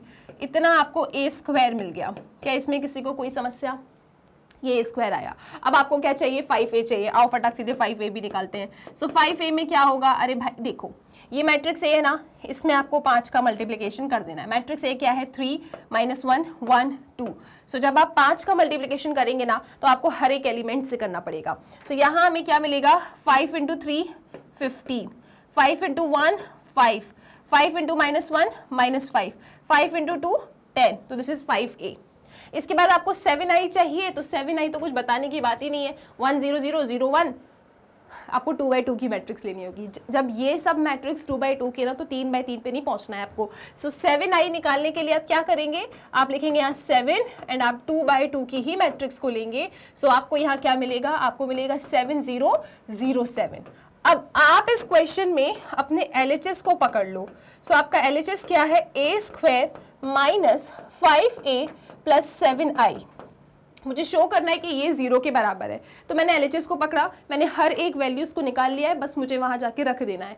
तो आओ जल्दी से रखते हैं अपन इसको। a² क्या है आपका, a² है आपका 8 5 -5 3 माइनस 5a, 5a क्या है 15 -5 5 10, ओके, प्लस 7i, तो 7i मतलब 7007। आओ चेक करो इसको, ये कितना आ रहा है। तो आपने देखा 7 + 7 14 है ना, 8 + 7 कितना होगा 15, 15 - 15 0। करस्पॉन्डिंग टर्म्स को आपको ऐड सब्ट्रैक्ट करना होता है। तो मैंने पहले इन दोनों को ऐड कर लिया, मुझे मिला 15, 15 - 15 मुझे मिला 0। 5 - 5 0, 0 + 0 डेफिनेटली 0, -5 माइनस प्लस, तो -5 + 5 + 0 डेफिनेटली 0। 3 - 10 -7, -7 + 7 0, और देखो यही लेके आना था। आई होप ये क्वेश्चन क्लियर है। तो ऐसे क्वेश्चंस ना कभी कभी आ जाते हैं पेपर में, और जब आप डिटर्मिनेंट पढ़ोगे ना, तब आपको इन क्वेश्चंस को करने में और मजे आने वाली है। मतलब काफ़ी अच्छे लेवल के क्वेश्चंस आपको ना मैट्रिसेस एंड डिटर्मिनेंट से मिल जाते हैं। तो अभी तो एकदम बेसिक सा है, आपकी बुक में जैसे क्वेश्चंस गिवन है हमने उन्हें सॉल्व कर लिया। फिर जब हम मोस्ट इंपॉर्टेंट क्वेश्चंस को देखेंगे ना, तो वहाँ पे आपको हर एक वैरायटी का क्वेश्चन भी मिल जाएगा। तो आपको कोई स्ट्रेस नहीं लेना है, आपकी एग्जाम की तैयारी फुल ऑन अच्छे से हो जाएगी। ठीक है, तो ये छोटा सा सिंपल सा क्वेश्चन था, क्वेश्चन नंबर 8। इसका स्क्रीनशॉट ले लो, फिर चलते हैं आगे। Done, okay. अब अगले क्वेश्चन पे आते हैं अपन, क्वेश्चन नंबर 9। सो यहाँ पे ये लोग बोल रहे हैं कि find x if this into this फिर जो भी रिजल्ट आया उसका मल्टीप्लिकेशन इससे आपको 0 मिलता है। तो यहाँ पे देखो यार, मुझे क्या करना है, बेसिकली मुझे मल्टीप्लिकेशन करना है और बताना है कि x क्या है। तो सबसे पहले 3 मैट्रिक्स का मल्टीप्लिकेशन ये करवा रहे हैं, हम कहेंगे यार हम तो 2 मैट्रिक्स का मल्टीप्लिकेशन करेंगे, जो आउटपुट आएगा उसका मल्टीप्लिकेशन हम इससे कर देंगे, ठीक है। तो पहले मैं इन दोनों को पकड़ लेती हूँ। इसका ऑर्डर क्या है, 1 क्रॉस 3, क्योंकि एक horizontal row and 3 vertical lines हम ड्रॉ कर सकते हैं। इसका ऑर्डर क्या है, 3 बाई 3 है। तो क्या इन दोनों का मल्टीप्लिकेशन पॉसिबल है? मैं इन दोनों को मल्टीप्लाई करने वाली हूँ। क्या मल्टीप्लिकेशन पॉसिबल है? तो आप कहेंगे मैम इसका दूसरा और इसका पहला सेम है, तो डेफिनेटली आप मल्टीप्लाई कर सकते हैं। एंड मल्टीप्लाई करने के बाद आपको जो मैट्रिक्स मिलेगी उसका जो ऑर्डर होगा दैट विल बी 1 क्रॉस 3, ठीक है। तो आओ मल्टीप्लाई करते हैं, 1 रो 3 कॉलम मिलेंगे, इसको इससे मल्टीप्लाई करो। सो आपको क्या मिलेगा, x into 1 x, -5 into 0 0, -1 into 2 -2 है ना, -1 इंटू 2 क्या होगा, -2 होगा। फिर आप इसको ले लें और इससे मल्टीप्लिकेशन करें, x इंटू 0 0, -5 इंटू 2 -10, -1 इंटू 0 0, सो आपको क्या मिला, -10 मिला। इसके बाद यही रो रहने वाली है और इस कॉलम को पकड़ेंगे, x इंटू 2 आपको मिलेगा 2x, -5 into 1 this is -5, -1 into 3 -3, ठीक है। कितना होगा, 6 7 8, 2x -8, सो 2x -8। तो मैंने इन दोनों का मल्टीप्लिकेशन कर दिया। अब इन दोनों का मल्टीप्लिकेशन करने के बाद जो मुझे मल्टीप्लिकेशन करना है दैट इज इससे x 4 and 1, और इनने कहा है यार ये तो 0 के बराबर है, ठीक है। तो ये इसका ऑर्डर है 1 क्रॉस 3। इसका ऑर्डर क्या है, कितनी रोज है इसमें, अगर मैं इसमें हॉरिजॉन्टल लाइन बनाने के लिए जाऊंगी तो 3 हॉरिजॉन्टल लाइन है और 1 वर्टिकल लाइन है, सो 3 क्रॉस 1 इसका ऑर्डर है। इसका ऑर्डर है 3 क्रॉस 1। इसका दूसरा इसका पहला सेम है, तो डेफिनेटली आप मल्टीप्लाई कर सकते हैं और मल्टीप्लाई करने के बाद आपको जो ऑर्डर मिलेगा मैट्रिक्स का वो 1 क्रॉस 1 होगा, एक ही रो और एक ही कॉलम होगा उसमें, ठीक है। चलो आओ मल्टीप्लाई करते हैं। तो क्या मिलने वाला है आपको, x -2, देखिए पहली रो पहला कॉलम, एलिमेंट वाइज होगा मल्टीप्लिकेशन एंड देन बीच में एडिशन का साइन। तो x -2 का मल्टीप्लिकेशन आप x से करेंगे, सो x स्क्वायर माइनस 2x, -10 का मल्टीप्लिकेशन -4 से करेंगे, -40, 2x -8 का मल्टीप्लिकेशन आप 1 से करेंगे, सो आपको 2x -8 ही मिलना है and this is your 0 matrix, okay. अब ये भी 1 क्रॉस 1 है, ये भी 1 क्रॉस 1 है, तो आप इन्हें इक्वेट कर सकते हैं। सो आपके पास आएगा x square -2x plus 2x आपका चला गया and this is -48 equal to 0, -48 है ना। अब क्या मिल रहा है आपको, यहाँ से चेक करते रहना, x square is equal to 48, हमको तो x चाहिए, x क्या होगा, √48, √ +- 8, सो फैक्टर्स निकालो जरा, 48 के क्या आते हैं, 2 2 ज़ा 4, 2 4 ज़ा 8, 2 1 ज़ा 2 2 ज़ा 2 6 ज़ा 2 3 ज़ा 3 1 ज़ा, इन दोनों में से एक, इन दोनों में से एक, सो 4√3 आपको x की वैल्यू ±4√3 मिल रही है। एक बार चेक कर लें आप लोग, आई होप कोई समस्या नहीं है, ठीक है, सब ठीक है। तो इसका स्क्रीनशॉट ले लो, फिर चलते हैं एक अच्छे से स्टोरी प्रॉब्लम वाले क्वेश्चन पे। आई होप ये क्लियर है। अब आ जाओ क्वेश्चन नंबर 10 पे। सो क्वेश्चन नंबर 10 को देखें आप लोग, a manufacturer produces 3 products XYZ which he sells in 2 markets. तो ये 3 टाइप के प्रोडक्ट्स को आपका मैन्युफैक्चरर प्रोड्यूस करता था और 2 मार्केट्स पे उसने सेल किया। Annual sales are indicated below, ठीक है। So this is X product, ये Y प्रोडक्ट एंड ये Z प्रोडक्ट। तो ये उसके जितने भी एनुअल सेल्स हैं ये यहाँ पे गिवन है आपके पास कि 10,000 उसने X प्रोडक्ट्स मार्केट 1 में सेल किया, Y प्रोडक्ट उसने 2000 सेल किया मार्केट 1 में एंड 18,000 उसने Z प्रोडक्ट्स को सेल किया मार्केट 1 में, और इसी तरीके से उसने मार्केट 2 में भी कुछ कुछ प्रोडक्ट्स को सेल किया है, ठीक है, X वाले टाइप के, Y वाले टाइप एंड Z वाले टाइप के।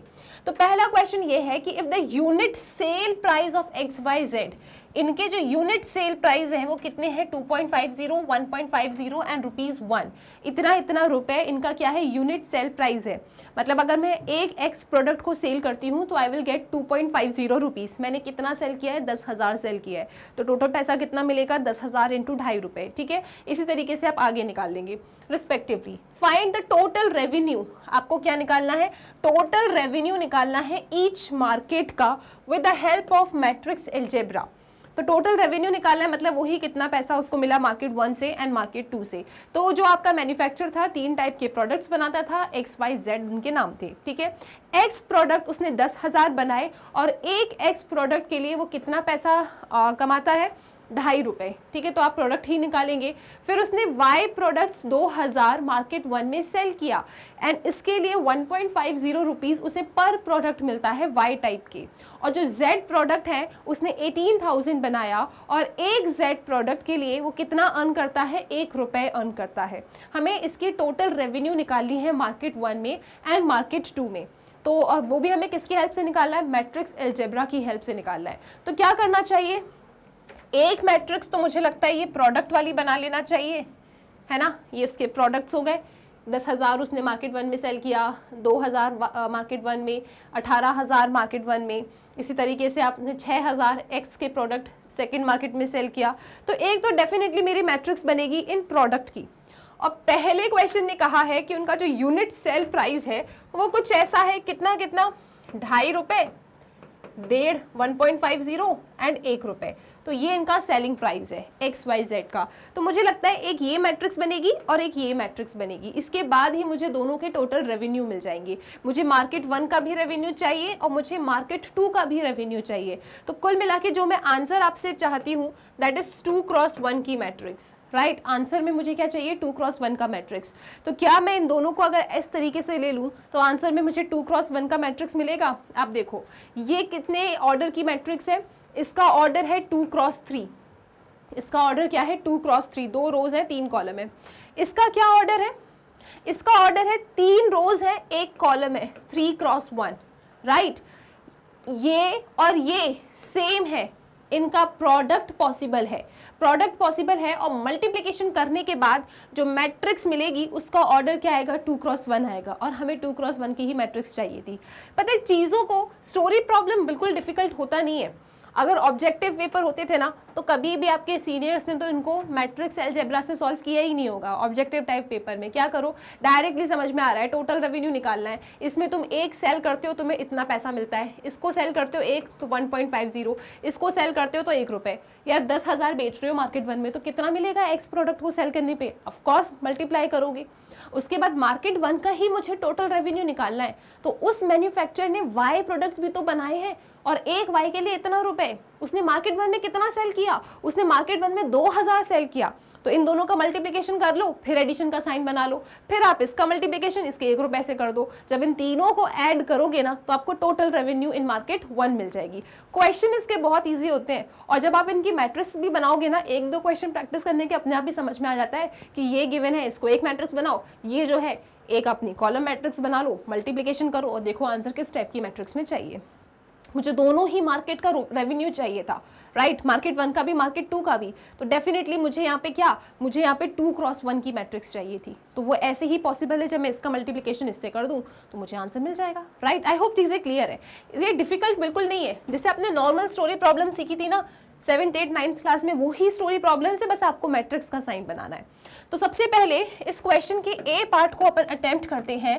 सो क्वेश्चन के ए पार्ट में जो प्रोडक्ट मैट्रिक्स है आपके पास वो क्या है, प्रोडक्ट मैट्रिक्स है 10,000, 2,000 एंड 18,000। 10,000, 2,000 एंड 18,000, है ना। एक बार चेक कर लेंगे प्लीज। सो 10,000 चेक करो एक बार, 10,000, 2,000, 18,000। उसके बाद 6,000, 20,000, 8,000, 6,000, 20,000 एंड 8,000। ये उसने प्रोडक्ट्स बनाए हैं अपने मार्केट 2 के लिए। ये मार्केट 1 के लिए प्रोडक्ट है, ये मार्केट 2 के लिए है, ये एक्स प्रोडक्ट है, ये वाई प्रोडक्ट है, ये आपका जेड प्रोडक्ट है। आप चाहो तो अभी नया नया सीख रहे हो तो इसको इस तरीके से रिप्रेजेंट कर सकते हो। फिर बात करते हैं कि हर एक एक्स वाई जेड का जो कॉस्ट है वो कितना है। एक्स के लिए 2.5 रुपये, 2.50, ओके। वाई प्रोडक्ट के लिए 1.5 रुपये, 1.50 और z के लिए 1 रुपये। ये क्या हो गए, इनके कॉस्ट हो गए। x, y, z के क्या हो गए, ये सेलिंग प्राइस हो गए, कॉस्ट नहीं है, सेलिंग प्राइस है, ठीक है। तो ये इनके सेलिंग प्राइस हैं, किनके, देखो सेल प्राइस। हमें क्या चाहिए, हमें तो रेवेन्यू चाहिए। सो रेवेन्यू हमें कैसे मिलेगा, देखना टोटल रेवेन्यू हमें चाहिए दोनों मार्केट्स के, तो वो कितना आएगा देखना। ए मैट्रिक्स 10,000, बी मैट्रिक्स के लिए यहाँ पे पूरी चीज़ें लिख लो आप, ए 10,000, 2,000, 18,000, यहाँ पे क्या है 6,000, इधर 20,000 और यहाँ क्या है 8,000। ओके, ये मेरी प्रोडक्ट वाली मैट्रिक्स है मार्केट 1 एंड मार्केट 2 में।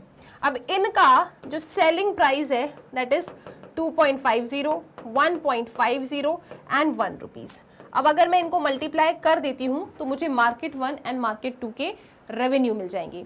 हमने बिना मैट्रिक्स अलजेब्रा के भी इसको सॉल्व करके आपको बताया था। क्या बताया था मैंने कि 10,000 कैसे मिलेगा, 10,000 इंटू 2.5 रुपए है ना, प्लस कितने बेचे अपन ने 2,000 इंटू 1.50 रुपीज, प्लस कितना 18,000 इंटू 1 रुपए। तो इससे मुझे मार्केट 1 की रेवेन्यू मिलेगी। अब जब आप इनका मल्टीप्लिकेशन करोगे ना आपको ऐसी ही स्टेटमेंट मिलेगी, चेक कर लो आप लोग। पहली रो पहला कॉलम, ठीक है, इसका ऑर्डर क्या है 2 क्रॉस 3, इसका ऑर्डर क्या है 3 क्रॉस 1। डेफिनेटली मल्टीप्लिकेशन पॉसिबल है, 2 क्रॉस 1 का मैट्रिक्स मिलेगा। सो पहली रो पहला कॉलम, तो आपको यहाँ क्या मिलेगा बहुत ध्यान से देखते चलना। सो 10,000 इंटू 2.50, सो 10,000 इंटू 2.50, 2.50 को हम कैसे लिख सकते हैं 250/100। तो इसके 2 जीरो, इसके 2 जीरो चले गए और हमें क्या मिल रहा है 25,123, 25,000। ठीक है, मैंने इसका मल्टीप्लिकेशन इससे किया और देखो ऐसा ही चाहिए था, फिर बीच में प्लस का साइन। अब इसका मल्टीप्लिकेशन इससे हो गया, अब इसका मल्टीप्लिकेशन इससे करोगे और वही आपको चाहिए, आप चेक भी कर सकते हैं। तो आप देखेंगे यहाँ पे 2,000 इंटू 150 डिवाइडेड बाई 100, 2 जीरो चले गए, ठीक है, 15 2 ज़ा 30, 1 2, कितना आ रहा है 3,000 आ रहा है। चेक कर लो ना, 2 जीरो चले गए, 15 2 ज़ा 30 और वो 2 जीरो, तो आपके पास 3 जीरो। अब इसका मल्टीप्लिकेशन इससे करेंगे तो आपको 18,000 ही मिलेगा, ठीक है। और देखो आपको ऐसा ही चाहिए था और देखो जब आपने मल्टीप्लाई किया तो आपको वैसा ही मिला। तो आप ना पहले थोड़ा नॉर्मली सॉल्व कर लिया करो और फिर चीज़ों को लिख दिया करो, कोई टेंशन की बात ही नहीं है। अब चलते हैं अपन, कॉलम सारे खत्म। अब आप जाएंगे कहाँ पे, अब आप जाएंगे सेकेंड रो पे और इधर मल्टीप्लिकेशन करना है, क्योंकि हमें सेकंड मार्केट का भी तो रेवेन्यू चाहिए और सेकंड मार्केट का रेवेन्यू देखो ऐसे ही तो मिलेगा, इसका मल्टीप्लिकेशन इससे, इसका मल्टीप्लिकेशन इससे, इसका मल्टीप्लिकेशन इससे, बीच में प्लस का साइन। और देखो यहाँ पे भी यही होने वाला है, 6,000 का मल्टीप्लिकेशन 2.50 से, सो 6,000 इंटू 2.50, तो ये 2 जीरो चले गए आपके, कितना आएगा 6 5 ज़ा 30, 6 2 ज़ा 12, 13 14 15, 1 2 2 जीरो, तो कितना 15,000, बीच में प्लस का साइन। इसके बाद क्या है 20,000 का मल्टीप्लिकेशन 1.50 से, सो 20,000 का मल्टीप्लिकेशन 1.50 से, यानी कुछ इस तरीके से डेसिमल हटाया मैंने, और 15 2 ज़ा 30 और उसके बाद 1 2 3, 1 2 3, सो कितना आ रहा है 30,000 आ रहा है। ओके, फिर बीच में प्लस का sign. 8,000 into 1, so 8,000 into 1 is 8,000। बस इनको ऐड कर लो आप, आपको मार्केट 1 एंड मार्केट 2 के टोटल रेवेन्यू मिल जाएगा। सो यहाँ पे जब मैं इन्हें ऐड करूँगी सो मुझे कितना मिलेगा चेक करना आप लोग, 25,000, 18,000 एंड 3,000। सो हमें मिल रहा है 8 9 10 15 16, 2 3 4 4 6 1 2 3, ठीक है, 46,000। कितना आ रहा है ये 46,000 रुपीज़ उनको मिलता है मार्केट 1 में से। ये क्या है आपकी टोटल रेवेन्यू है। टोटल रेवेन्यू कैसे निकालोगे, जितने प्रोडक्ट है और जितने का एक प्रोडक्ट है मल्टीप्लाई करो, ऐड करते जाओ, ठीक है। तो ये आपके मार्केट 1 की टोटल रेवेन्यू आ गई। इसके बाद आप इनको ऐड कर लीजिए, 30 एंड 15 45, सही हूँ ना मैम, ठीक है। देखो दिस इज 30,000, यहाँ लिखा है 15,000 और यहाँ लिखा है 8,000। सो कितना मिल रहा है आपको 8 13 3 4 5 53,000। सो आपने कितना पैसा कमाया मार्केट 2 से 53,000 कमाया। सो 53,000 ये आपकी पूरी रेवेन्यू है मार्केट 2 से, ठीक है। और क्वेश्चन के पहले पार्ट ने क्या कहा था कि आप हमें टोटल रेवेन्यू बता दीजिए मैट्रिक्स अलजेब्रा से, हमने आपको डेटा दे दिया है। तो हमने कहा ठीक है जी, मल्टीप्लाई करना है बस, हमें मिल गया। मार्केट 1 में टोटल हमने 46,000 रुपीज़ कमाए एंड मार्केट 2 से हमने 53,000 रुपीज़ कमाए। इसका स्क्रीनशॉट ले लो, फिर आगे चलेंगे।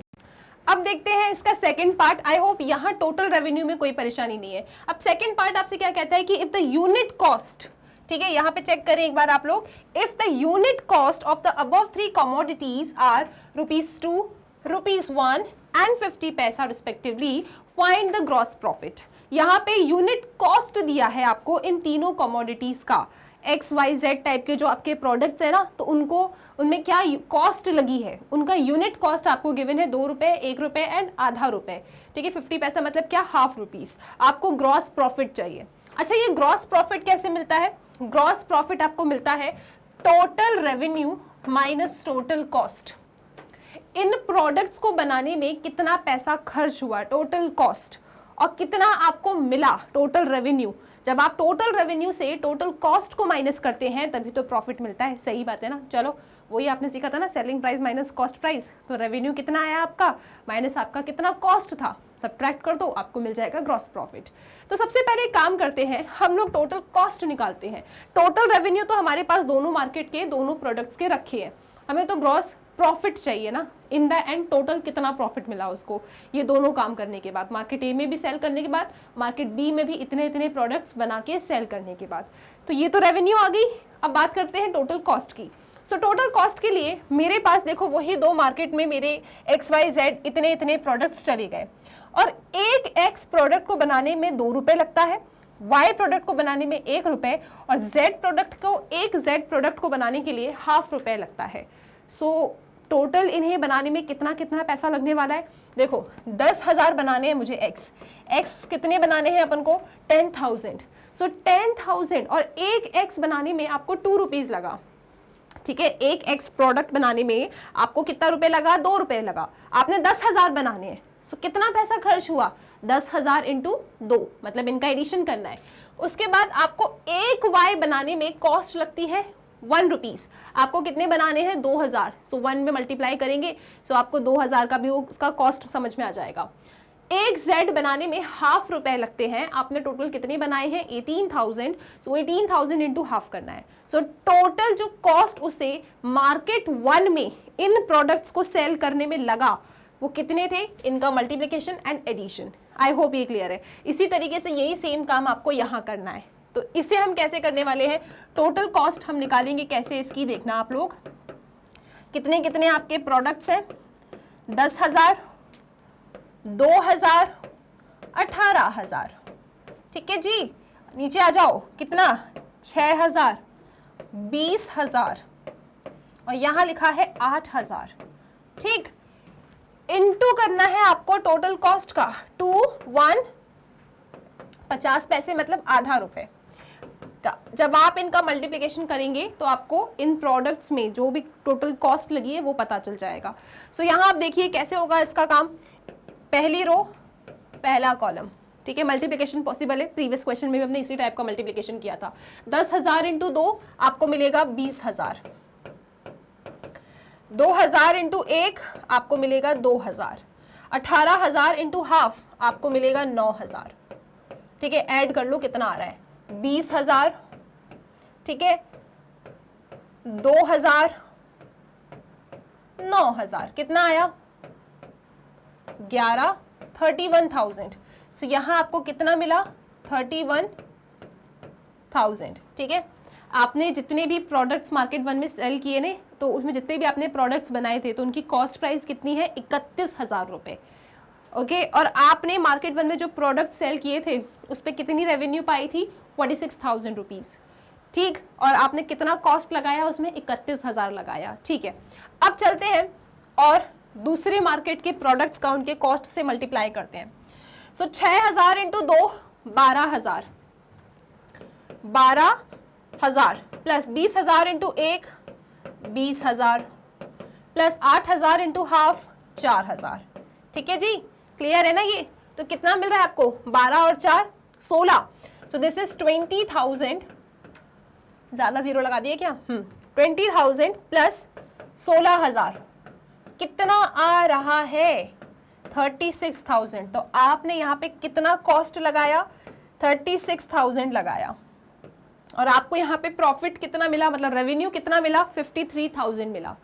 तो मार्केट ए के प्रोडक्ट्स में हमने इतना कॉस्ट लगाया था, इतना हमें रेवेन्यू मिला, तो प्रॉफिट कितना होगा, प्रॉफिट कितना होगा मार्केट ए के प्रोडक्ट्स में। अगर मैं मार्केट ए इधर ही सॉल्व कर ले, मार्केट ए का प्रॉफिट निकालने जाऊं तो कितना प्रॉफिट आएगा। आप कहेंगे मैम आपको कितना पैसा मिला मार्केट ए से 46,000। सो 46,000 माइनस मैंने कितना इन्वेस्ट किया था, उसमें कितना कॉस्ट लगा था 31,000। जब इसको मैं माइनस करूंगी तो मुझे मार्केट ए का प्रॉफिट मिल जाएगा। सो कितना आ रहा है ये, 6 में से 1 गया 5, 4 में से 3 गया 1, 15,000। तो 15,000 का मुझे प्रॉफिट हुआ है, ठीक है, अच्छी बात है। सो यहाँ पे 0, 6 में से 1 गया 5, 4 में से 3 गया 1। ओके, सो मार्केट ए से हमें प्रॉफिट मिला है 15,000 रुपए का, ठीक है जी। उसके बाद हम बात करते हैं मार्केट बी। मार्केट बी से हमें कितना प्रॉफिट मिला है, मार्केट बी में हमने कितना सेल किया है 53,000 रुपीज सेल करने पे पैसा मिला आपको। आपने कितना कॉस्ट लगाया था उसमें 36,000, ठीक है, सब्ट्रैक्ट कर लो, आपको प्रॉफिट मिल जाएगा। कितना आएगा प्रॉफिट, यहाँ पे आप लिखेंगे 13 माइनस 6, है ना, तो दिस इज कितना आ रहा है, देखो जरा एक minute, 53 and 36, right. So this is 13, यहाँ आपको मिलेगा कितना 7, है ना 7, और यहाँ पे 4 में से 3 गया 1, 17,000। सो 17,000 आपको प्रॉफिट मिलता है मार्केट बी से। हमें तो ग्रॉस प्रॉफिट चाहिए। सो ग्रॉस प्रॉफिट मतलब क्या होता है, ग्रॉस प्रॉफिट का मतलब होता है कि मार्केट ए का प्रॉफिट प्लस मार्केट बी का प्रॉफिट ऐड कर दो, टोटल प्रॉफिट मिल जाएगा। मैन्युफैक्चरर तो एक ही है ना, तो टोटल प्रॉफिट उसे कितना मिला, टोटल प्रॉफिट उसको मिला 15,000 प्लस 17,000। चेक करो एक बार कितना आएगा, यहाँ पे 12, ठीक है, 32,000। सो 32,000 उसका प्रॉफिट आ रहा है टोटल, उसने 32,000 रुपए टोटल प्रॉफिट पाया। आई होप ये क्वेश्चन क्लियर है। सबसे पहले वाले क्वेश्चन से हमने क्या किया था, उसकी टोटल रेवेन्यू निकाली। मार्केट ए में उसने जितने प्रोडक्ट सेल किए और मार्केट बी में उसने जितने प्रोडक्ट्स को सेल किया, तो उनकी हमें रेवेन्यू मिल गई, मार्केट ए से भी मार्केट बी से भी। उसके बाद हमने मार्केट ए में जितने अपने प्रोडक्ट्स को सेल किया और मार्केट बी में हमने जितने प्रोडक्ट्स को सेल किया, उनमें कितनी कॉस्ट लगी थी वो कॉस्ट हमने निकाली। फिर इन्होंने हमसे कहा था कि आपको ना ग्रॉस प्रॉफिट बताना है क्वेश्चन बी में, तो हमने कहा ठीक है, हमने टोटल कॉस्ट निकाल ली ना। तो मार्केट ए में टोटल रेवेन्यू है मेरे पास, मार्केट ए का टोटल कॉस्ट भी है, तो रेवेन्यू से कॉस्ट को माइनस करेंगे तो मार्केट ए का प्रॉफिट मिल जाएगा। इसी तरीके से मार्केट बी के टोटल रेवेन्यू थे मेरे पास और मार्केट बी का टोटल कॉस्ट था, तो जब मैंने रेवेन्यू से कॉस्ट माइनस की तो मुझे फिर से क्या मिला, प्रॉफिट मिल गया मार्केट बी का। ग्रॉस प्रॉफिट का मतलब क्या है, total profit from market A and market B, तो दोनों के प्रॉफिट को ऐड कर दो, कितना मिल रहा है 32,000 मिल रहा है। सो आई होप ये क्वेश्चन क्लियर है। इसका स्क्रीनशॉट आप लेंगे यहाँ से और फिर चलते हैं अगले क्वेश्चन की। सो इस क्वेश्चन के बाद अपन आते हैं अपने क्वेश्चन नंबर 11 पे। क्वेश्चन 11 कहता है कि फाइंड द मैट्रिक्स एक्स। आपको मैट्रिक्स एक्स फाइंड करना है so that X into this is equal to this. तो यहाँ पे आपको एक्स मैट्रिक्स का मल्टीप्लिकेशन इस मैट्रिक्स से करना है। इस मैट्रिक्स का ऑर्डर क्या है, इस मैट्रिक्स का ऑर्डर है 2 क्रॉस 3, और एक्स मैट्रिक्स का जो भी ऑर्डर होगा हम इतना तो जानते हैं, अगर मल्टीप्लिकेशन डिफाइन करवाना है तो ये वाला एलिमेंट तो 2 होना चाहिए, और यहाँ पे अभी हम देखते हैं क्या होना चाहिए। रिजल्टेंट मैट्रिक्स का इन दोनों का मल्टीप्लिकेशन करने के बाद जो ऑर्डर आया है दैट इज 2 क्रॉस 3, 2 रोज है 3 कॉलम्स है, ठीक है। अब मुझे एक्स मैट्रिक्स, जो मेरी एक्स मैट्रिक्स है, इसका मल्टीप्लिकेशन इस मैट्रिक्स से करना है। मैं जानती हूं अगर मल्टीप्लिकेशन डिफाइन करना होता है तो जो मेरा ऑर्डर होता है, अगर x का ऑर्डर m क्रॉस n है तो इस n को 2 होना पड़ेगा, क्योंकि इसका दूसरा और इसका पहला शुड ऑलवेज बी सेम, ठीक है। तो यहाँ पे क्या होना चाहिए, यहाँ पे 2 तो होना ही चाहिए। इसके बाद मल्टीप्लिकेशन डिफाइन हो गया। इसके बाद मल्टीप्लिकेशन करने के बाद जो आपको मैट्रिक्स मिलेगी उसका ऑर्डर क्या होगा, m क्रॉस 3। और आप तो जानते हो कि इन दोनों का मल्टीप्लिकेशन करने के बाद हमें जो मैट्रिक्स मिली है उसका ऑर्डर क्या है, 2 क्रॉस 3 है। इसका मतलब ये m क्या होगा आपका 2 होगा। तो यहां से हमने इतना कंक्लूजन कर लिया कि m is going to be a 2x2 matrix. आपका जो ये x है ना, x आपकी x मैट्रिक्स क्या होने वाली है, एक 2x2 की मैट्रिक्स होने वाली है। पहले मैंने कहा देखो यार मुझे तो ऑर्डर पता ही नहीं है, तो मैंने कहा इसका ऑर्डर m क्रॉस n है। फिर मैंने कहा ये अगर m क्रॉस n है, ये 2/3 है, मल्टीप्लिकेशन डिफाइन होना है, तो इसका दूसरा इसका पहला शुड बी सेम। तो अगर ये 2 है तो ये भी 2 ही होना पड़ेगा। इसके बाद मैंने कहा कि मल्टीप्लाई करने के बाद जो ऑर्डर होता है वो क्या होगा, this into this, m cross 3। पर मैंने कहा कि मल्टीप्लिकेशन करने के बाद हमें तो ऑर्डर गिवन है 2 क्रॉस 3, तो हमारा m कितना है 2। सो गिवन मैट्रिक्स x का ऑर्डर क्या हो गया 2/2 हो गया। तो हमें एक ऐसी 2/2 मैट्रिक्स सोचनी है जिसका नाम x होगा, उसका मल्टीप्लिकेशन अगर मैं इससे करती हूँ ना तो मुझे वो मिल जाए। तो ऐसे अगर बैठ के अपन सोचते रहेंगे तो पॉसिबल नहीं है। तो हम यहाँ पे एक 2/2 की मैट्रिक्स बनाते हैं और एलिमेंट्स लिख देते हैं उसके a, b, c, d। ये मेरे x के एलिमेंट्स हो गए a, b, c, d। इस x का मल्टीप्लिकेशन मुझे इससे करना है, ठीक है। तो मैं लिख देती हूँ वहाँ पे। चलो अब तो सारी चीज़ें क्लियर है, 2/2 की भी है, 2/3 का है। आओ मल्टीप्लाई करते हैं, इक्वेट करेंगे, ए बी सी डी मिल जाएगा, उठा के यहाँ रख देंगे तो हमें x मैट्रिक्स मिल जाएगी। इतना ईजी है, ठीक है। चलो रखते हैं सारी चीज़ों को। सो this is my x a b c d 2/2 का मैट्रिक्स है ये। और यहाँ पे मैट्रिक्स लिखी है मेरे पास 1 2 3, this is 4 5 6।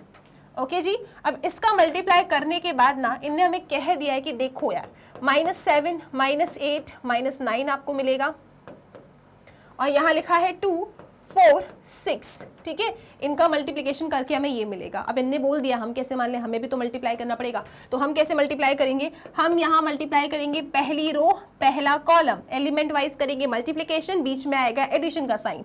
So a into 1 is a plus b into 4 4b, ठीक है। अब क्या करना है आपको, आपकी पहली कॉलम फिनिश हो गई, अब आप जाएंगे दूसरे कॉलम पे। सो a इंटू 2 आपको मिलेगा 2a, बीच में बनाएंगे प्लस का साइन, b इंटू 5 आपको मिलेगा 5b। तो इसका काम भी खत्म। अब आप जाएंगे अपने नेक्स्ट कॉलम पे। सो a इंटू 3 आपको मिलेगा 3a, उसके बाद बीच में प्लस का साइन, b इंटू 6 आपको मिलेगा 6b, ठीक है। अब आपने क्या करना है, अब आप जाएंगे नेक्स्ट रो के पास एंड पहले कॉलम के पास। सो c इंटू 1 आपको मिला c प्लस 4 इंटू d आपको मिला 4d, ठीक है। इसके बाद क्या, this row and next column, c into 2 आपको मिलता है 2c प्लस d इंटू 5 आपको मिलेगा 5d। एलिमेंट वाइज मल्टीप्लिकेशन ये भी खत्म। अब आप जाएंगे नेक्स्ट कॉलम पे, इसका मल्टीप्लिकेशन इससे 3 इंटू c आपको मिलेगा 3c, बीच में जाएगा प्लस का साइन, 6 इंटू d आपको मिलेगा 6d। तो हमने मल्टीप्लिकेशन कर दिया और इनने हमें मल्टीप्लिकेशन करके बताया था कि देखो यार ऐसा कुछ मिलेगा, -7 2 -8 4 -9 6। अब यहाँ पे हमने भी मल्टीप्लाई किया और इनने भी हमें आंसर दिया है। दोनों ही मैट्रिक्स का ऑर्डर सेम है और दोनों कैसी है, इक्वल है। और जब भी दो मैट्रिक्स इक्वल होती हैं तो उनके करस्पॉन्डिंग टर्म्स कैसे होते हैं, इक्वल होते हैं। तो यहाँ पे आप उनके करस्पॉन्डिंग टर्म्स को इक्वेट कर दो। जैसे आपके पास है a plus 4b is equal to -7, ठीक है। फिर आप ले लो इनको 2a plus 5b, 2a plus 5b is equal to -8। और ऐसे ही आपके पास बहुत सारी इक्वेशंस, आप किसी भी दो को सॉल्व कर दो। चलो इन्हें सॉल्व करते हैं। यहाँ पे 2 से मल्टीप्लाई कर दें, सो दिस विल बी 2, यहाँ पे क्या आएगा 2 4 ज़ा 8 और यहाँ पे 2 7 ज़ा 14, ठीक है। अब क्या करें, यहाँ पे सब्ट्रैक्शन कर दो आप लोग, तो ये चला गया, यहाँ पे आपको मिलेगा 3b और यहाँ पे क्या होगा -14 प्लस 8 कितना आएगा,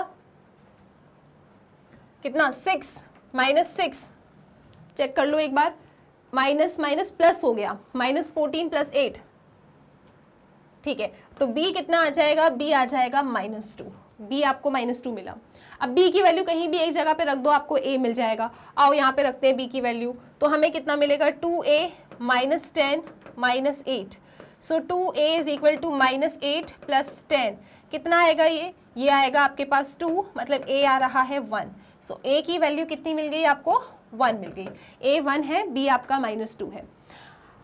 आप यहाँ पे हर जगह डाल के चेक भी कर लो, ये सेटिस्फाई भी करेगा। a 1 है, 3 1 जा 3, b कितना है -2, सो 3 -12 कितना होगा, -9। यस -9 है, यहाँ भी डालोगे तो भी सेटिस्फाई करेगा। तो आपको a एंड b तो मिल गया। a एंड b के बाद अब हमको c एंड d चाहिए। तो जैसे हमने a b इक्वेशंस को सॉल्व करके निकाला ना, ऐसे अब आप दो इक्वेशंस को कंपेयर कर लो और c और d की वैल्यू निकाल लो। ठीक है, तो आओ जरा सॉल्व करते हैं। मैंने इक्वेशन उठा ली अपनी, c + 4d is equal to 2, और यहाँ क्या लिखा है 2c + 5d is equal to 4। ठीक है, अब हम क्या करें, यहाँ पे हमें तो सॉल्व करना है, तो एक काम करते हैं, यहाँ पे 2 से मल्टीप्लाई कर दो, इधर 2 से मल्टीप्लाई करो और इधर भी 2 से मल्टीप्लाई कर दो। अब क्या करेंगे आप, ये तो आपने 10th में सीखा है एलिमिनेशन, ये गायब हो गया, यहाँ पे आपको 3d मिलेगा एंड दिस इज 0, तो d की वैल्यू आपको 0 मिल रही है। d की वैल्यू आपको क्या मिल रही है, 0 मिल रही है। अब d की वैल्यू 0 एक इक्वेशन में डालो और c फाइंड कर लो अपना, तो c कितना आ जाएगा आपका 2 आ जाएगा। देखो अगर मैंने d यहाँ पे रखा 0, तो c मेरे पास कितना आ रहा है, c मेरे पास 2 आ रहा है, राइट। तो मुझे मेरे a b c d मिल गए, बस उठा के मुझे यहाँ रख देना है। तो a कितना है 1, b कितना है -2, c कितना है 2 और d कितना है 0। इतना सिंपल क्वेश्चन था ये। ठीक है, बस अगर आपको प्रोडक्ट में जो ऑर्डर से खेलना होता है ना, अगर वो चीज़ क्लियर हो गई है तो आप अपने आप इन क्वेश्चंस को बना सकते हो, कुछ भी डिफिकल्ट नहीं है इनमें। बस हमने कहा यार एक्स मैट्रिक्स चाहिए हमें, तो उसका ऑर्डर पता है 2x2 का होने वाला है, तो 2x2 की कोई भी आप डमी मैट्रिक्स बना लो, ABCD एलिमेंट्स रख के, इनका मल्टीप्लीकेशन है, मल्टीप्लीकेशन करो, बाद में इक्वेट करना है, फिर तो एलिमिनेशन मेथड है और आप अपने ABCD तक पहुंच जाएंगे और फिर जाके उसे एक्स मैट्रिक्स की जगह पर रख देना है। That's it. अगले क्वेश्चन पे आ जाते हैं, क्वेश्चन नंबर 12। सो क्वेश्चन 12 एक अच्छा क्वेश्चन है। यहाँ पे लिखा है कि if a and b are square matrices of the same order such that मतलब ये चीज आपको गिवन है कि a b आपका b a के बराबर है, then prove by induction that a b की power n is equal to b to the power n into a। Further prove that a b की पावर n इज a की power n into b की power n। Okay, तो सबसे पहले हम क्या करेंगे इसमें, सबसे पहले हम इस वाले सेक्शन को प्रूव करते हैं। हमें ना क्वेश्चन में गिवन है ऑलरेडी एक चीज, क्या गिवन है कि ए बी आपका बी ए के बराबर है। ठीक है, हमें इसे प्रूव करना है, तो हम इसको थोड़ा इंडक्शन से प्रूव करना है, तो कुछ इस तरीके से लिख देते हैं कि P of n is A B की power n is equal to B to the power n A, ये हमें प्रूव करना है। ओके, तो एक काम करते हैं, स्टेप नंबर 1। स्टेप नंबर 1 में हम लेके आएंगे for N is equal to 1। So n is equal to 1 के लिए हमें ये क्या मिलेगा, ए बी की पावर 1, और यहाँ पे रखेंगे n की वैल्यू 1, तो b1 की पावर b की पावर 1 और फिर a। अब किसी के भी पावर 1 बनी रहे तो वही एलिमेंट रहता है, राइट। ए बी किसके बराबर आ रहा है, बी ए के बराबर आ रहा है। आपको कैसे पता, अरे गिवन भी तो है ए बी बी ए के बराबर है, इसका मतलब क्या, इट इज ट्रू। देखो हमने तो सिर्फ वैल्यूज रखी और हमने क्या पाया, ए बी बी ए के बराबर है, और क्वेश्चन ने कहा भी था कि ए बी बी ए के बराबर है, मतलब LHS मेरा RHS के बराबर आ रहा है इस केस में। सो मैं कहूँगी it is true for n is equal to 1। n is equal to 1 के लिए ये किस्सा तो एकदम सच है। अब एक काम करते हैं, हम कहेंगे कि let us assume that it is true. आप लिखेंगे यहाँ पे let it is true for n is equal to k। Let it is true for n is equal to k। हम कह देते हैं क्या, ये जो भी स्टेटमेंट हमें दी है ना, k के लिए ट्रू है, ऐसा हम मान के चलते हैं। सो k के लिए ये ट्रू है, मतलब हम कहेंगे कि pk इज ए बी की power k is equal to b to the power k a। ये चीज क्या है आपकी, ट्रू है, ऐसा हमने कह दिया। ओके, k के लिए हम इसे ट्रू मान लेते हैं। Now we will prove for, now we will prove for n is equal to k plus 1। Okay, basically हम ये शो करेंगे यहाँ पे कि pk plus 1 is true whenever pk is true। ठीक है, whenever pk is true, हम कहेंगे यार pk plus 1 भी सच है जब हमारा pk ट्रू है। तो बेसिकली हमें यहाँ पे क्या शो करना है, हमें ये शो करना है कि अगर मैं n की जगह पे k plus 1 रखती हूँ ना, तो ये मेरा LHS अगर मैं n की जगह पे k+1 रखूं उसके बराबर आएगा, RHS के बराबर। n की जगह पे k+1 is equal to b, n की जगह पे k+1a, ये दोनों मेरे बराबर आएंगे, ये मुझे शो करना है इसमें। ठीक है, तो ठीक है जी, आ जाओ सॉल्व करते हैं। क्या करना चाहिए मैम, एक काम करो, इसके LHS को ले लो, आप जो शो करना है उसके LHS को पकड़ लो। सो हमने LHS को पकड़ लिया। ठीक है, चाहो तो तुम इसे इक्वेशन डबल स्टार नाम दे दो, जैसा तुमको ठीक लगे। ठीक है, तो LHS को पकड़ा आपने, आप लिखेंगे यहाँ पे AB की पावर k+1, AB की पावर k+1। जब भी बेस सेम होता है ना तब पावर ऐड होती है, तो मैं इसको ऐसा लिख सकती हूँ AB to the power k into B, ऐसा लिख सकती हूँ। B की पावर k+1 है, जब भी बेस सेम होते हैं तो पावर ऐड होते हैं। यहाँ पे अगर ये पावर ऐड है तो 100% बेस सेम रहा होगा, राइट। इसको ऐसा लिख सकते हैं, कोई परेशानी की बात है ही नहीं। ठीक है जी, इसके बाद यहाँ तक पहुँचने के बाद आप जरा इक्वेशन स्टार को देखो।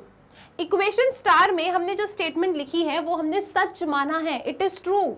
इसका मतलब ए बी की पावर के को हम ऐसा लिख सकते हैं, हमारे पास भी तो है यहाँ पे ए बी की पावर के, इसको मैं इक्वेशन स्टार से ऐसा लिख सकती हूँ b की पावर के ए, और ये लिखा है b। ठीक है, अब हमें गिवन था एक चीज, क्या कि ए बी बी ए के बराबर है, ए बी बी ए के बराबर है, तो उस ए बी की जगह पे क्या मैं बी ए लिख सकती हूँ? यस डेफिनेटली, ये तो गिवन है। तो हमने कह दिया कि बी के और ए बी की जगह पे हमने बी ए लिखा। कैसे लिख दिया? अपने आप नहीं लिखा अपन ने, ये गिवन है इस क्वेश्चन में कि ए बी आपका बी ए के बराबर है। और जब दो एलिमेंट्स का बेस सेम होता है तो पावर क्या होती है? ऐड होती है। तो यहाँ पे इनका बेस सेम है तो पावर क्या हो जाएगी? ऐड हो जाएगी। और ये हमें कुछ ऐसा मिल गया। जरा इक्वेशन डबल स्टार को देखना, क्या प्रूफ करना था? ए बी की पावर k+1 को ma'am b k+1 a proof करना था। अरे हाँ, हमने तो प्रूफ कर दिया। इसका मतलब क्या हो गया? इसका मतलब हैंस प्रूव्ड हो गया। आई होप इसका फर्स्ट पार्ट क्लियर है। ठीक है, अब एक काम करो, इसे आप लोग इक्वेशन 1 नाम दे दो। अब चलते हैं इस क्वेश्चन में आगे। इनने कहा further prove that A B की power n is equal to a to the power n bn।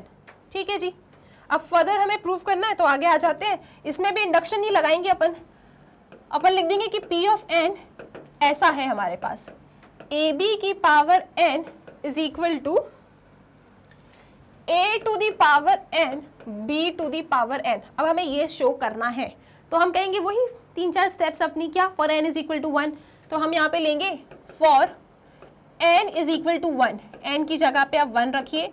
सो क्या मिलेगा आपको? ए बी n की जगह पे हमने 1 रखा इज इक्वल टू n की जगह पे 1 रखो, n की जगह पे 1 रखो। तो ये क्या आ रहा है? ये तो कुछ ऐसा आ रहा है, A B is equal to A B. हाँ, तो ऐसे ही तो आना था। LHS और RHS दोनों बराबर आ रहे हैं। ठीक है, LHS एंड RHS कैसे आ रहे हैं? दोनों बराबर आ रहे हैं। तो हम कह देंगे it is true, it is true for n is equal to 1। n is equal to 1 के लिए तो ये बात सच है।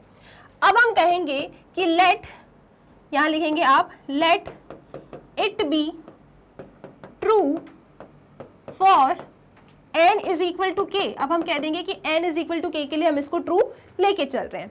ठीक है, तो अब आप इसे कैसे लिखने वाले हैं? देखो, अब ये लेके चलना ही है, इट इज ट्रू। तो आप अपने n की जगह पे k रख दो यहाँ पे, तो क्या मिलेगा आपको? आपको मिलेगा ए बी की power k is equal to a to the power k b to the power k। ठीक है, यहाँ पे आपने इसको ऐसा लिख दिया and this is equation star 1। ठीक है, चलो कुछ और ही लिख देते हैं नाम। क्या लिखें?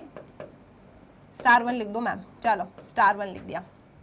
ए बी की power k is equal to A k B के आ गया। ये ट्रू आप लेके चल रहे हो, इट इज ट्रू। अब हमें यहाँ पे प्रूव करना है, क्या हमें यहाँ पे प्रूव करना है कि it is true. Now we have to show, now we have to prove it is true, it is true for n is equal to k+1। अब हमें ये शो करना है, मतलब हमें ये शो करना है कि pk+1 is true whenever pk is true, है ना? सही बात है, pk ट्रू है तो pk+1 भी हमारा ट्रू आ जाए, ऐसा हमारी इच्छा है, ऐसा हम इसमें शो करना चाहते हैं। सो बेसिकली हमें यहाँ पे क्या शो करना है? हमें यहाँ पे शो करना है कि ए बी एन की जगह पे k plus 1 is equal to a to the power k plus 1 b to the power k plus 1। हमको ना ये शो करना है इस क्वेश्चन में, ठीक है, ये आपको शो करना है, इसको अपन अंडरलाइन कर लेते हैं। ये चीज़ आपको लेकर आनी है इस क्वेश्चन में कि ए बी की power k plus 1 is equal to क्या, a की पावर k प्लस 1 b की पावर k प्लस 1, ये लेके आओ कैसे भी करके। तो हमने कहा यार देखो LHS को उठा लेते हैं, इसके LHS को उठा लो आप लोग। सो LHS क्या है आपके पास, LHS है आपके पास a b और इसकी पावर में लिखा है k प्लस 1। अच्छा एक बात बताओ, हाँ जब बेस सेम होता है तो पावर ऐड होती है, आप यहाँ पे क्या देख रहे हो कि ये k प्लस 1 मतलब पावर आपकी ऐड हुई है, तो डेफिनेटली मैं इसको कैसा लिख सकती हूँ, मैं इसको लिख सकती हूँ ए बी की power k into A B, लिख सकती हूँ क्या मैं इसको ऐसा, बेस सेम है पावर ऐड हो जाती है। अब आप जानते हैं आपके पास ना एक इक्वेशन स्टार 1 होगी, इक्वेशन स्टार 1 को देखो, ये चीज हमने सच कहा था क्या कि ए बी की पावर k को हम ए के बी के लिख सकते हैं, तो यहाँ पे ए बी की पावर k को हम क्या लिख सकते हैं, a to the power k b to the power k, from equation star 1 we can write this, और यहाँ पे क्या लिखा है a b लिखा है, ठीक है, क्लियर है ये चीज, इस तरीके से लिख दिया। अब क्या आप लोगों को इस क्वेश्चन में गिवन था कि ए बी किसके बराबर है, बी ए के बराबर है ना, तो एक काम करो यहाँ पे इस ए बी की जगह पे हम क्या लिख सकते हैं, बी ए लिख सकते हैं। ये अपने आप लिखा क्या, नहीं हमें गिवन था कि ए बी बी ए के बराबर है, ठीक है। अब यहाँ पे इसको मैं कैसे लिख सकती हूँ, इसको मैं लिख सकती हूँ बी के प्लस 1 ए, ठीक है, बी टू दी पावर के और बी था तो उसको मैंने बी के प्लस 1 लिख दिया और ए वहाँ लिखा है। अब क्योंकि क्वेश्चन ने कहा था कि फर्दर प्रूव दैट, तो जरा एक बार देखिए आप लोग हेंस प्रूफ को देखो, यहाँ पे बी के प्लस 1 ए किसके बराबर है, ए बी के प्लस 1 के बराबर है। सो यहाँ पे बी के प्लस 1 ए को मैं उल्टा करके लिख सकती हूँ, कैसे, देखिए ये तो ए टू दी पावर के लिखा है, यहाँ पे चेक करो एक बार, बी के प्लस 1 को ए बी के प्लस 1 लिख सकते हैं, सो यहाँ लिखेंगे आप ए बी के प्लस 1, ठीक है। ये अपने आप लिखा क्या, नहीं हमने अभी प्रीवियस क्वेश्चन में ही ये शो किया था कि ए बी के प्लस 1 जो था ma'am that was equal to B K plus 1 A, ये अभी हमने जस्ट प्रीवियस वाले क्वेश्चन के लास्ट पार्ट में यही तो शो किया था कि ए बी की power K plus 1 is equal to B K plus 1 A, तो मैंने उसको उल्टा करके लिख दिया, ठीक है। अब आप देखिए यहाँ पे बेस सेम है, पावर ऐड हो जाएगी, तो मैं इसको कैसे लिख सकती हूँ, मैं इसको लिख सकती हूँ A K plus 1 and this is B K plus 1, ठीक है। और यहाँ क्या लिखा है, यहाँ लिखा है ए बी की power K plus 1, that's it, ठीक है। और जरा चेक करो वही लेके आना था, शो दैट को देखो आप, ए बी की power K plus 1 is a की पावर के प्लस 1 बी की power K plus 1, hence proved, ठीक है। तो इसीलिए आपका ये स्टेटमेंट भी कैसा हो जाता है, सच हो जाता है। आप इसका स्क्रीनशॉट लेंगे यहाँ से एंड देन टिल हियर, ठीक है। तो दो पार्ट थे, ये क्वेश्चन बहुत पूछा जाया करता था, तो इम्पॉर्टेंट है ये। अब चलते हैं अगले क्वेश्चन पे, that is question number 13। So question 13 ने कहा है कि choose the correct answer in the following questions if A is equal to this is such that A square is equal to I. तो बता दो इसमें से कौन सी स्टेटमेंट है जो सच है। तो कोई समस्या की बात नहीं है, इनने कहा है सच दैट मतलब इट इज गिवन, तो ए स्क्वायर आई के बराबर है, आपके पास ए है, सबसे पहले आप ए स्क्वायर निकालेंगे, तो ए स्क्वायर कैसे मिलेगा, ए इंटू ए से मिलेगा। सो आपकी ए मैट्रिक्स क्या है, alpha beta gamma minus alpha. यहाँ पे भी आपकी ए मैट्रिक्स क्या है, alpha beta gamma minus alpha, ठीक है जी। चलो आओ मल्टीप्लिकेशन कर दो इसका। सो पहली रो पहला column alpha into alpha alpha square, फिर beta into gamma beta gamma, ठीक है। पहली रो पहला कॉलम डन। अब पहली रो दूसरा column alpha into beta alpha beta minus beta into alpha minus alpha beta, एक ही बात है, ठीक है। इसके बाद सारे कॉलम्स फिनिश। अब नेक्स्ट रो पहला कॉलम अल्फा इंटू गामा मतलब gamma into alpha alpha gamma, इसके बाद minus alpha minus gamma minus alpha gamma, ठीक है। फिर आप आगे जाएंगे, इधर आ जाइए, alpha into beta sorry gamma into beta gamma beta या बीटा गामा ले लो, बीटा गामा लिख देते हैं, ठीक है जी। चलो gamma into beta beta gamma minus alpha plus alpha का स्क्वायर, सो ये आपका ए स्क्वायर आ रहा है। जरा चेक करो alpha beta minus alpha beta क्या होता है, alpha beta minus alpha beta 0 होता है, alpha gamma minus alpha gamma भी आपका 0 है। और ये क्या लिखा है, तो सेम टू सेम ही लिखा है, alpha square plus beta gamma. तो ये तो ए स्क्वायर था। क्वेश्चन ने कहा था कि ए स्क्वायर आई के बराबर है और फिर आपको बताना है कि कौन सी स्टेटमेंट सच है। ठीक है, हमारे पास ए स्क्वायर आई के बराबर है। हमारा ए स्क्वायर कितना आया है, हमारा जो ए स्क्वायर आया है, एक बार चेक करें आप लोग, the A square is alpha square plus beta gamma 0, आप लिखेंगे 0, this is alpha square plus beta gamma. I क्या है, आइडेंटिटी मैट्रिक्स 1 0 0 1। ठीक है, तो दो मैट्रिक्स इक्वल कब होती हैं, जब उनके करस्पॉन्डिंग टर्म्स इक्वल होते हैं। तो आप यहाँ लिखेंगे alpha square plus beta gamma किसके बराबर है, 1 के बराबर है। यहाँ से भी आपको वो मिलेगा, बाकी सब तो 0 0 ही है। तो आपके पास जो स्टेटमेंट आती है that is alpha square plus beta gamma minus 1 equal to 0। अब ऐसा जहाँ भी लिखा होगा वो आपका स्टेटमेंट एकदम सच होगा। So alpha square plus beta gamma minus 1, alpha square plus beta gamma minus 1, ma'am कहीं नहीं लिखा, ऐसे कैसे नहीं लिखा, सुनो, alpha square plus beta gamma minus 1। एक काम करो, माइनस से मल्टीप्लाई कर दो, माइनस से मल्टीप्लाई करोगे तो आपको क्या मिलेगा, 1 minus alpha square minus beta gamma equal to 0। अब तो मिल जाना चाहिए, मिल गया, option C, 1 minus alpha square minus beta gamma equal to 0। तो स्टार्टिंग में नहीं मिल रहा था, क्यों, क्योंकि स्टार्टिंग में अपनी इक्वेशन कैसी थी, alpha square plus beta gamma minus 1 equal to 0, कोई ऑप्शन था ही नहीं। हमने कहा ठीक है, सारे 1 पॉजिटिव है ना, माइनस से मल्टीप्लाई कर दो, माइनस से मल्टीप्लाई किया तो 1 पॉजिटिव, ये दोनों नेगेटिव हो गए, जिसकी वजह से आपका ऑप्शन सी सही हो गया। आई होप ये क्वेश्चन ईजी था, क्लियर था, कोई भी डिफिकल्टी इसमें थी नहीं। Question number 14, if the matrix A is both symmetric and skew symmetric, अगर कोई मैट्रिक्स आपकी सिमेट्रिक है, ओके क्या है, सिमेट्रिक है और स्क्यू सिमेट्रिक है, तो बता दो ऐसी कौन सी मैट्रिक्स हो सकती है। वो मैट्रिक्स आपके दोनों है, सिमेट्रिक भी है स्क्यू सिमेट्रिक भी है, तो बताओ ए क्या है, डायगोनल मैट्रिक्स है, जीरो मैट्रिक्स है, स्क्वायर मैट्रिक्स है, या नन ऑफ दीज है। कैसे पता चलेगा, एक काम करते हैं दोनों को ऐड कर देते हैं। So 2a dash is equal to 0, a minus A क्या होगा, 0, मतलब a डैश क्या आ रहा है, 0 आ रहा है। a डैश a के बराबर है तो a कितना आ गया, 0 आ गया। इसका मतलब a मैट्रिक्स क्या है आपकी, 0 मैट्रिक्स है। इसका मतलब ऑप्शन बी आपका सही जवाब है। ठीक है, ऑफ कोर्स स्क्वायर मैट्रिक्स ही होगी वो, तो यहाँ पे स्क्वायर मैट्रिक्स है, लेकिन कैसी मैट्रिक्स है, जीरो मैट्रिक्स है। तो यहाँ पे हमने कहा if the matrix A is both symmetric and skew symmetric, अगर कोई मैट्रिक्स आपकी सिमेट्रिक भी है, सिमेट्रिक मतलब A dash equal to A, skew symmetric मतलब A dash equal to minus A, तो बताओ ए क्या है। हमने कहा चलो एक काम करते हैं, दोनों को ऐड कर देते हैं। जब दोनों को ऐड किया तो ये तो गायब ही हो गया। सो ए डैश कितना आ रहा है, 0 आ रहा है। सो ए डैश 0 आ रहा है, ए डैश तो ए के बराबर था, तो ए कितना आ गया, 0 आ गया। It means it is a zero matrix. तो जीरो मैट्रिक्स या फिर नल मैट्रिक्स वो मैट्रिक्स होती है जिसका हर एक एलिमेंट 0 होता है। और साथ ही साथ एक इंपॉर्टेंट पॉइंट आप याद रखेंगे, नल मैट्रिक्स सिमेट्रिक भी होती है, स्क्यू सिमेट्रिक भी होती है। ठीक है, ओके। अब देखते हैं अगला क्वेश्चन, क्वेश्चन नंबर 15।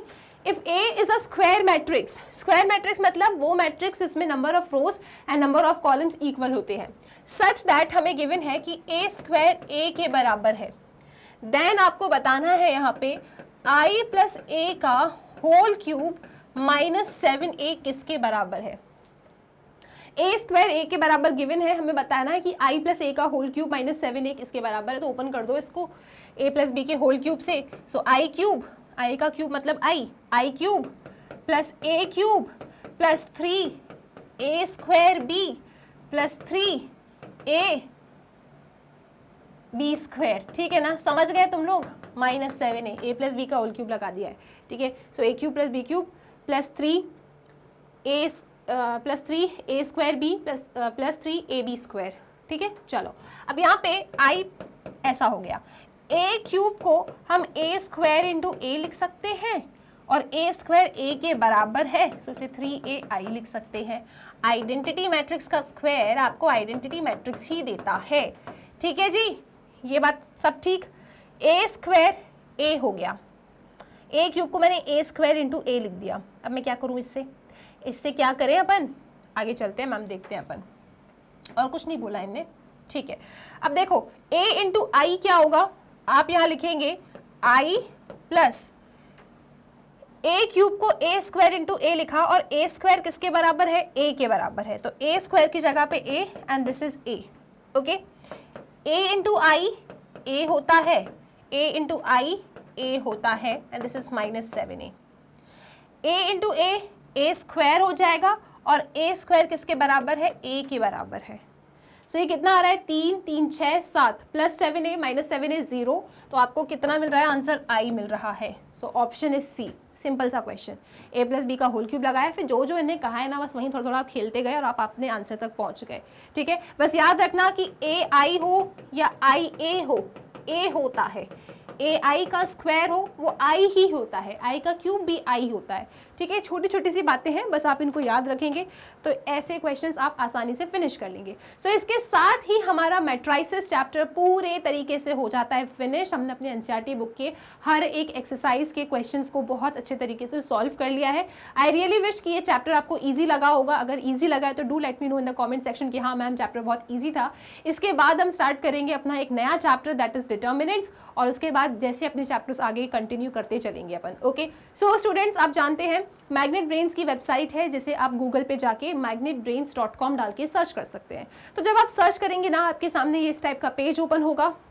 आप यहाँ पे एक्सप्लोर करना टॉप कोर्सेज के सेक्शन को, यहाँ आप देखेंगे आपकी जितनी भी क्लासेस हैं, extra learning, NCERT exam plan, like सब कुछ यहाँ एकदम सीक्वेंस में अरेंज्ड है। तो अगर आप क्लास 12th मैथ्स पढ़ना चाहते हैं डेफिनेटली, सो आप क्लास 12 पे क्लिक करेंगे। 12th क्लास में आपके जितने भी सब्जेक्ट्स हैं वो सब आपको यहाँ मिल जाएंगे। तो अगर आप 12th क्लास में मैथ्स एनसीईआरटी पढ़ना चाहते हैं तो बस आपको यहाँ जाके वॉच नाउ पे क्लिक करना है। ये पेज आपके सामने ओपन होगा। हम जितने भी चैप्टर्स को पढ़ चुके हैं कंसेप्ट वाइज, एक्सरसाइज वाइज, सब कुछ यहाँ एकदम प्रॉपर फॉर्मेट एंड सीक्वेंस में अरेंज्ड है। तो आपको ना कोई टेंशन नहीं लेना है। तो आपको जो भी पढ़ना है बस उसके लिंक पे करना है क्लिक, मैं आपको मिल जाऊंगी पढ़ाते हुए। सो स्टूडेंट्स पढ़ते रहिए मैग्नेट ब्रेन्स के।